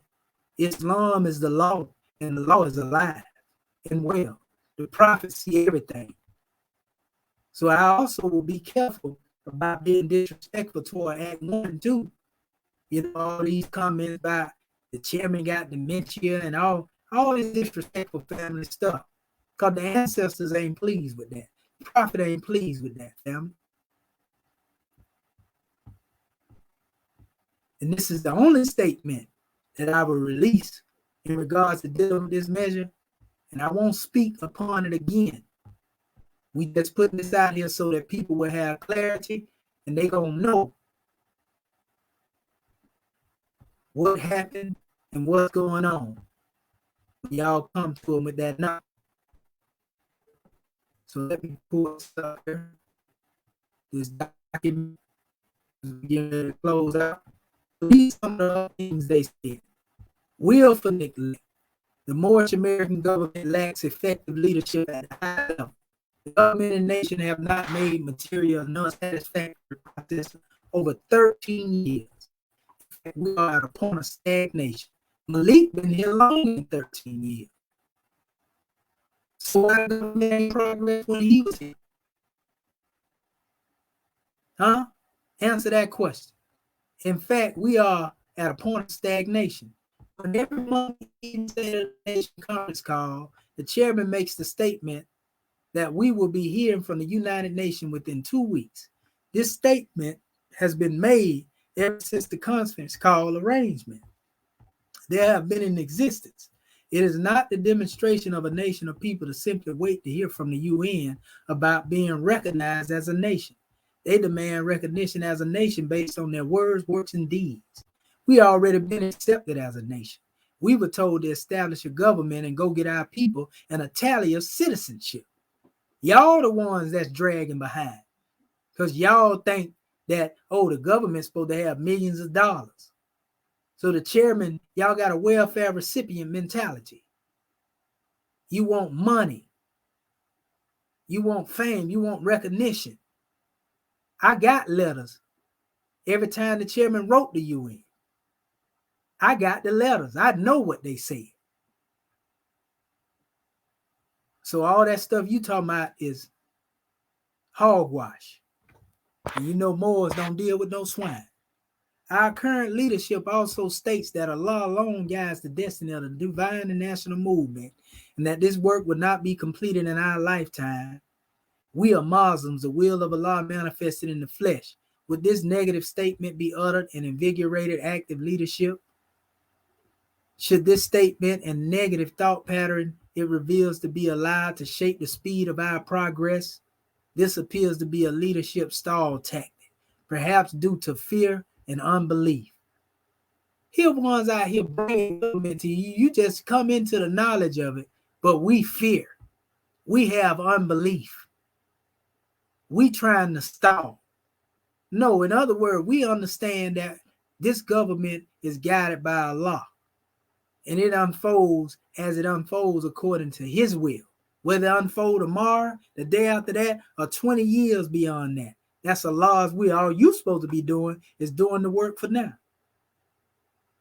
But you're so worried about a station to where you don't even see the young and not yet born. Because you so busy on trying to put yourself in a seat of power. For what? What you gonna do? When man comes to himself and he comprehends the fact that he is a son of Allah and knows that within himself lies all the potent powers of Allah, he is a mastermind, and all the elements will hear his voice and gladly do his will. Two sturdy asses bind the will of man. Their names are fear and unbelief. These are caught and turned aside the will of man with no boundaries, and man has but to speak and it is done. The Aquarian Gospels. That's Ashby Bay right there. Our clean and pure nation deserves better qualified leadership. The Prophet's 10-point program has not been followed and has led to years of stagnation. No material national initiatives have been set achieved because of NBC mentality like you Moors. Working in opposition when you're supposed to be working with and for the government. You're working against the government.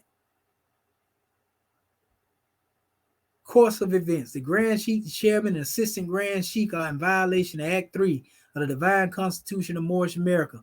Love, truth, peace, freedom, and justice must be proclaimed and practiced by all the citizens of Moorish America. No citizen is to put in danger, accuse falsely his brother or sister on any occasion at all to harm his brother or sister because Allah is love. But yet you have falsely accused and slandered Act 1. And what it is, the chairman called them up for a meeting. I don't know what the chairman told me. The chairman told me that y'all started accusing Act 1, though. When he spoke to you on the line, he called you for a meeting and you never came. So stop lying, talking about y'all was trying to get a meeting. No, you wasn't. Y'all wasn't trying to get a meeting. It says they have violated Act 3 on many occasions in their behavior toward the divine ministers. On December the 25th, 2019, there was a national call authorized by the National Grand Chairman, which he publicly slandered and accused North Carolina Consul General Rogers Bay of not being faithful to the government because he chose to start a nonprofit organization. During that same call, he accused him of being a rogue Moor with incoherent followers. The accused, no, he told you exactly what you manifesting what it is right now. That you a rogue Moor with incoherent followers that you never directed to government. On July 28, 2021, Divine Minister Charles Coleman Bay of the North Carolina Territory was publicly slandered by the Assistant Grand Sheik in a group message on Facebook. His words have been misconstrued as he repeatedly confirmed that he loved the government and its importance to him. Minister Coleman Bay was making it clear that he just could not condone his behavior from the Assistant Grand Sheik for the things he had not done or said. He reached out to the Consul General of North Carolina, Keith Simmons Bay, immediately requesting that he schedule a meeting with Act 1 to discuss this matter. Minister Coleman Bay expressed the following to Consul Bay: I have no respect nor appreciation for the Assistant Grand Sheik's conduct, words of slander, and petty feelings. I'm here to be the purpose that Allah placed within me, and I'm here to honor my post as Divine Minister, citizen of the Moorish America. I do not have to hold audience with the Assistant Grand Sheik to do my due diligence. In North Carolina, Consul General Simmons Bay never replied to him, but instead went into a group chat and stated the Assistant Grand Sheik has every right to slander whomever he pleases. And this is an outright lie. They were slandering the government, and I called them out on the forum in the public, and there was a go back and forth here, and Raj Bay was at the head of it. Coleman Bay was speaking against that. It was disrespectful, and that's how I went out and we got it. It's there. It's still on the manifest. Nothing is deleted. You know, see, these Moors is something else, family. We know what you're trying to do, but it ain't gonna work. On Saturday, October the 3rd, 2021, a phone call took place between the National Chairman, Sheikh Ashby Bay. This is when we were trying to organize the meeting to deal with this matter before they start attacking the government. For some reason, they didn't show up to the call on this day, which make me believe somebody from outside gave them intel that we was getting ready to call them forth on a meeting, which make me think that it's something deeper going on and more people involved with this demonstration than we know, at another level, if you know what I mean. Because we know the nature of agent provocateurs. But nevertheless, National Grand Chairman Sheikh Ashby Bay, Vice Consul General of Maryland Consulate, the National Grand Chairman accused Maryland Consulate of misconduct and stated the upcoming consortium meeting scheduled for that day will be used to discuss the issues that Act 1 had with the Maryland Consulate and Facebook. The National Grand Chairman was asked to clarify how the Maryland Consulate had acted inappropriately, and he advised them to explain. He stated that he would set up a separate meeting with Act 1 and the Maryland Consulate. The National Grand Chairman commented that there's only one government, and Sheikh Ashby Bay concurred with this statement, asserting that the work of the Maryland Consulate was accomplished for our government, the nation, and the people. The National Grand Chairman affirmed that he was aware and offered reassurances. The Consul General Malik L. Bay requested a formal hearing to investigate the allegations against the Maryland Consulate. There was no reply to this request. Consul General followed up on this request during the subsequent consortium meeting and was assured by the National Grand Chairman that the Maryland Consulate had committed no wrongdoing. Then he goes on and says January the 4th, 2022, Sheikh Ashby Bay was informed by Minister Anwar Guali El of Maryland Consulate that he just concluded a phone call conversation with the National Grand Chairman. During the conversation, the National Grand Chairman made a further false allegation against him and the Consul General Malik El Bay. National Grand Chairman stated they were plotting to kill him and launch a coup with the assistance of Minister Rogers Bay in the North Carolina Territory based on a friendly photograph of them put together. These allegations are false and baseless. Then they say this is the second time in 3 months Consul General Malik El Bay and Sheikh Ashby Bay have been slandered by the Grand National Chairman. These senseless, baseless, incoherent, paranoid attacks must stop. This is not behavior befitting of an efficient national leadership. The prior false allegations are gross misviolations of Act 3 of the Divine Constitution and bylaws of Moorish America. All this, family, is to try to discredit the chairman so they can try to take leadership. The vote of no confidence. The above noted are basis for our vote of no confidence and demand that the officials of Act 1, the Grand Sheikh, chairman and assistant grand sheik be replaced. Our theocratic government nation of Moorish America, see, using that language, theocratic government nation of indigenous people, there it is, does not belong to any one individual, yet it belongs to us all as citizens. Divine minister, executive rulers of the Moorish American government, we give a vote of no confidence and a form of vote by which the members of legislative or similar deliberative body indicate that they no longer support a leader or government and to the station holders of Act 1. We charge the individuals holding the station of Act 1 with dereliction of duty, deliberate failure to do what you should do as a part of your job, and violation of Act 3 of the Divine Constitution and bylaws of Moorish America because of the past and present examples of incompetence. We demand the immediate resignations of the National Grand Sheik, Grand National Chairman, and National Assistant Grand Sheik. Who are you? We don't vote when it comes to dealing with the grand body. These duties were appointed to you. The voting process is mentioned when it comes to dealing with the consortium. And that's dealing with when we bring in other nations into the government. Ain't got nothing to do with election of officials. History will be our judge to this pivotal moment in the future of our nation. We must put principles over personalities, do the right thing to save nation. We would do in this life, or what we do in this life or not, echoes in eternity. Yeah, this is definitely going to echo in eternity, what y'all doing right now. Long live the theocratic government, indigenous nation of Moorish America. Again, that's the name they're using for their organization they're trying to establish and call a Moorish government while using our symbols. If you go, but you can't take nothing over here, Mo. New leadership. At our foundation, we are citizens of Moorish America. We must strive to create and maintain the vitality of our nation. We must hold our leadership accountable to us. You're not accountable to yourselves.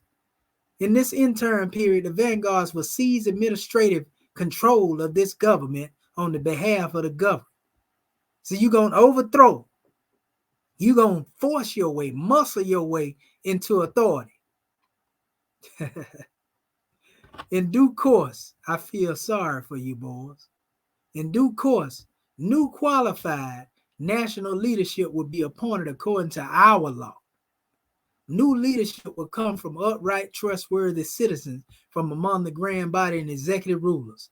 We are calling on all citizens of Moorish America, past and present, to bring your talents and help us finally to build a government of the people, for the people, and by the people. We have a town hall meeting, again, European concept, Saturday, January the 29th, 2022, 2 p.m. Eastern, on Zoom for everyone who decides to answer this call to action. We honor the former chairman, Elihu Pleasant Bay, for getting us to the promised land, the government concept. Later, there will be a national discussion and referendum on monthly stipend for Chairman Pleasant Bay for all the work he has done. The prophet gave us everything it takes to save a nation. Now let us truly save ourselves. May the blessings of Allah, the great God of the universe, continue to be with you and your loved ones. From your Supreme Council and vanguards of Moorish America, justice must take its course. Names, even though they claim that they wasn't working against the chairman, Malik Imhotep El Bey, he's not a Consul General of Maryland. Kamad Shu Bey, he's not a Consul General of Michigan. Arthur Rogers Bey, Consul General, he's not a Consul General of North Carolina. Eric Ashby Bey, not a Vice Consul General of Maryland. There is no Maryland Consulate. Sharon Khadijah Bey, Grand National, no. Tacoma Power been out of there with Rogers Bay. Anwar Guali El, they have no voice. Surreal Rahum Musa Prathabula Bay, no.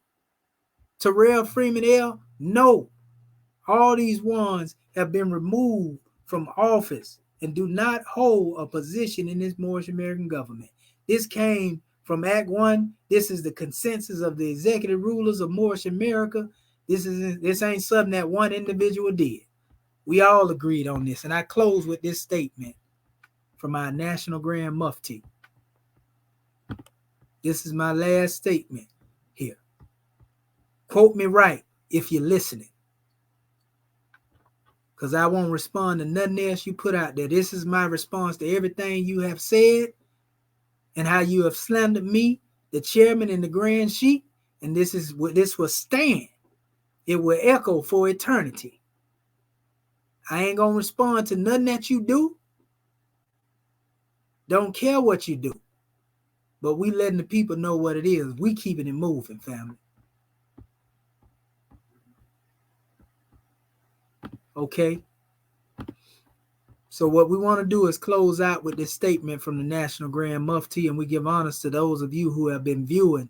This is a special drawing. We know it's late in the hours, but we had to bring this measure on the manifest to make sure that our people get this and they get the measure. So let me share the screen this one last time, and we're going to close out with a word from our National Grand Mufti. And make sure I got it here.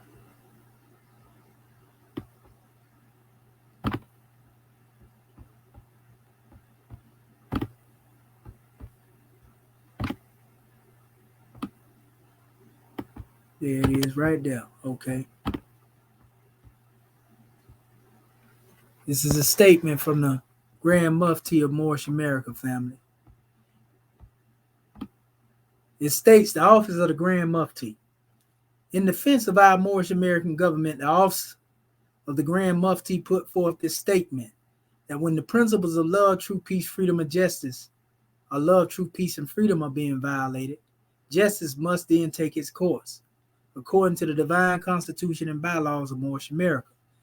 The prophet has made it clear that we must imitate him and heed his words because they carry spirit. Before we address the issue, let us look at what our prophet has to say. Woe upon the ones who scatter my flock. You tore up everything that was brought to you. I brought you something that you can't tell. The only thing that would surprise me is if a Moor would do right. I have detectives everywhere. If it were not for that little piece of red flannel, you would not get into so much trouble. I'm going to burn up sin, both root and branch. A good Moorish leader must study his Moorish Holy Quran, divine constitution, and bylaws. Allah alone guides the destiny of this national and divine movement. Before one jot or title of my word fails to come to pass, heaven and earth will pass away. I've took the covers off of all secret organizations. Do not worry about how you're going to be saved. It will be done in a conflict that can't be told in words. I'm going to lead some of you Moors all the way up to salvation, and you're going to turn around and go the other way. The Moors are a dangerous people. I'm not going to wake you all up at once. If I do, I won't be able to do anything with you myself. What are all these Moors doing here? They're only going to be a handful saved. I can count them on my fingers and have fingers left over. I'm going to free you, though it is hard because of your mixture, which bring about many different spirits. When you fail to hear my voice, you are lost. You who are heads of temples, those of you who are heads of consulates, it is easy for you to destroy the influence of the temple. It's easy more for you to destroy the influence of the government, which you are trying to do. Now lace up your shoes and get it right. Stop figuring out your way, how your salvation shall come, and just follow me. If you want success, you must follow the prophet. I've done more than you think. I want you to help me by your good deeds of living at home and abroad. It is through your good, not with your lips trying to be the front seat in everything, always standing in my face. Moors, be careful of your steps. The leaders of the temples, consulates, in other words, must be careful how they walk. They must be an example, and I'm not asleep. It would take you Moors a long time to find out what I did today. When you all go home, don't start no stuff. For I will be right there listening at you, and the prophet's still listening. He ain't dead. This is no social organization. It is a divine and national movement. Allah is the one that judges the world, and his judgment is now on. But the weak comprehend it not. The end of time is drawing near, so says Allah to his divine prophet. I know Badru Ali. That's why many hearts have been turned to stone, and many have eyes to see, but cannot see, ears to hear, but cannot hear, lest they would be confounded of their sins. These are the trying hours now, dear Moors. I'm talking to the Moors unsuspecting that don't know what these Moors trying to demonstrate. Listen with divine ears. And every evil spirit is moving, and they are trying every weak mind to overthrow and drag out the true foundation that has been laid and cause confusion in the minds of the ones that do believe. But if you have the true love of Allah and the spirit of your Father, you fear not of what you hear or see, but will sacrifice to the utmost of your very life to protect your movement and your prophet. Prophet Noble Drew Ali. It has come to the attention of the office of the Grand Mufti that certain ministers have lost confidence in these words of our prophet. Due to the continued violation of protocols of our nation and the instructions of our prophet, it is our recommendation that the Maryland consulate and its acting officials be removed from office and barred from any further ability to hold any office in our nation due to the violations of Act 5 of the Divine Constitution and bylaws, where they have caused confusion and tried to overthrow the laws and constitution of the said government. Act 4, where the citizen must preserve these holy and divine laws, and all citizens must obey the laws of the government. Act 3, where love, true peace, freedom, and justice must be proclaimed and practiced by all citizens of Moorish America. Act 1, where the power is vested in our Grand Sheikh and the chairman of Moorish America to make law and enforce laws with the assistance of the prophet and the grand body of Moorish America. He who is an enemy can never be a friend, according to our questionnaire. Key 69. What people represent the lower self? Those who were cast out of the holy city and those who accept their teachings. So anyone who is representing the lower self cannot be in good faith an official of this divine and national movement. Any minister found associating or accepting their teachings should be cast out along with them and suffer the same punishment of being removed from office and barred from the ability to hold an office in the future. Supporting evidence is the various emails and text messages, reported secret meetings, and audio statements, and the disregard to the direct orders given by the National Grand Mufti and all of Act 1 to the ministers of Maryland Consulate, and any other evidence and eyewitness statement brought forth by the officials of this nation, government, peace, love, and law, from Khonshu, Dr. Khonshu Ma'ak, Herubay Swift Angel, 25, 2 and 5 and 7 Moors, National Grand Mufti of Moorish America, January the 7th, 2022. And that being said, family, Islam is the law, and Islam is the love, and that law and love is alive and well. Peace and love to them brothers. For whatever they do, they just don't do it under the auspices or the direction of the Moorish American government. They are not part and partial. They are not recognized as any official. They are citizens of the Moorish American government, but they are not officials of this Moorish American government. And that's not hatred, malice, slander. That's the law, family.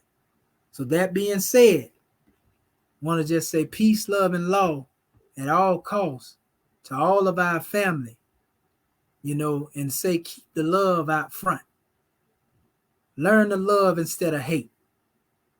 There's enough work for all of us to do. There's no one in Act 1 that has done any harm. The chairman has helped Moors in ways that Moors don't even know. People have been stealing from Act 1. He done gave cases of books to Moors. He done did a whole lot, aided Moors in paying rent, traveling from here and there. So you ain't finna sit here and tell me that my chairman ain't been doing it. What y'all been doing? How many Moors y'all help? Who you save? I'm just asking this question straightforward. Other than that, family, do what you do, but just stop slandering Act 1, family. This is my response to all you said. And if you are men of honor and integrity, you honor the response because you've been out here saying all this stuff the whole while. Whether you honor it or not, I stand on what I said. And what's understood need not be explained. So peace, love, and law at all costs. Islamism, may those who are out of law mend their ways.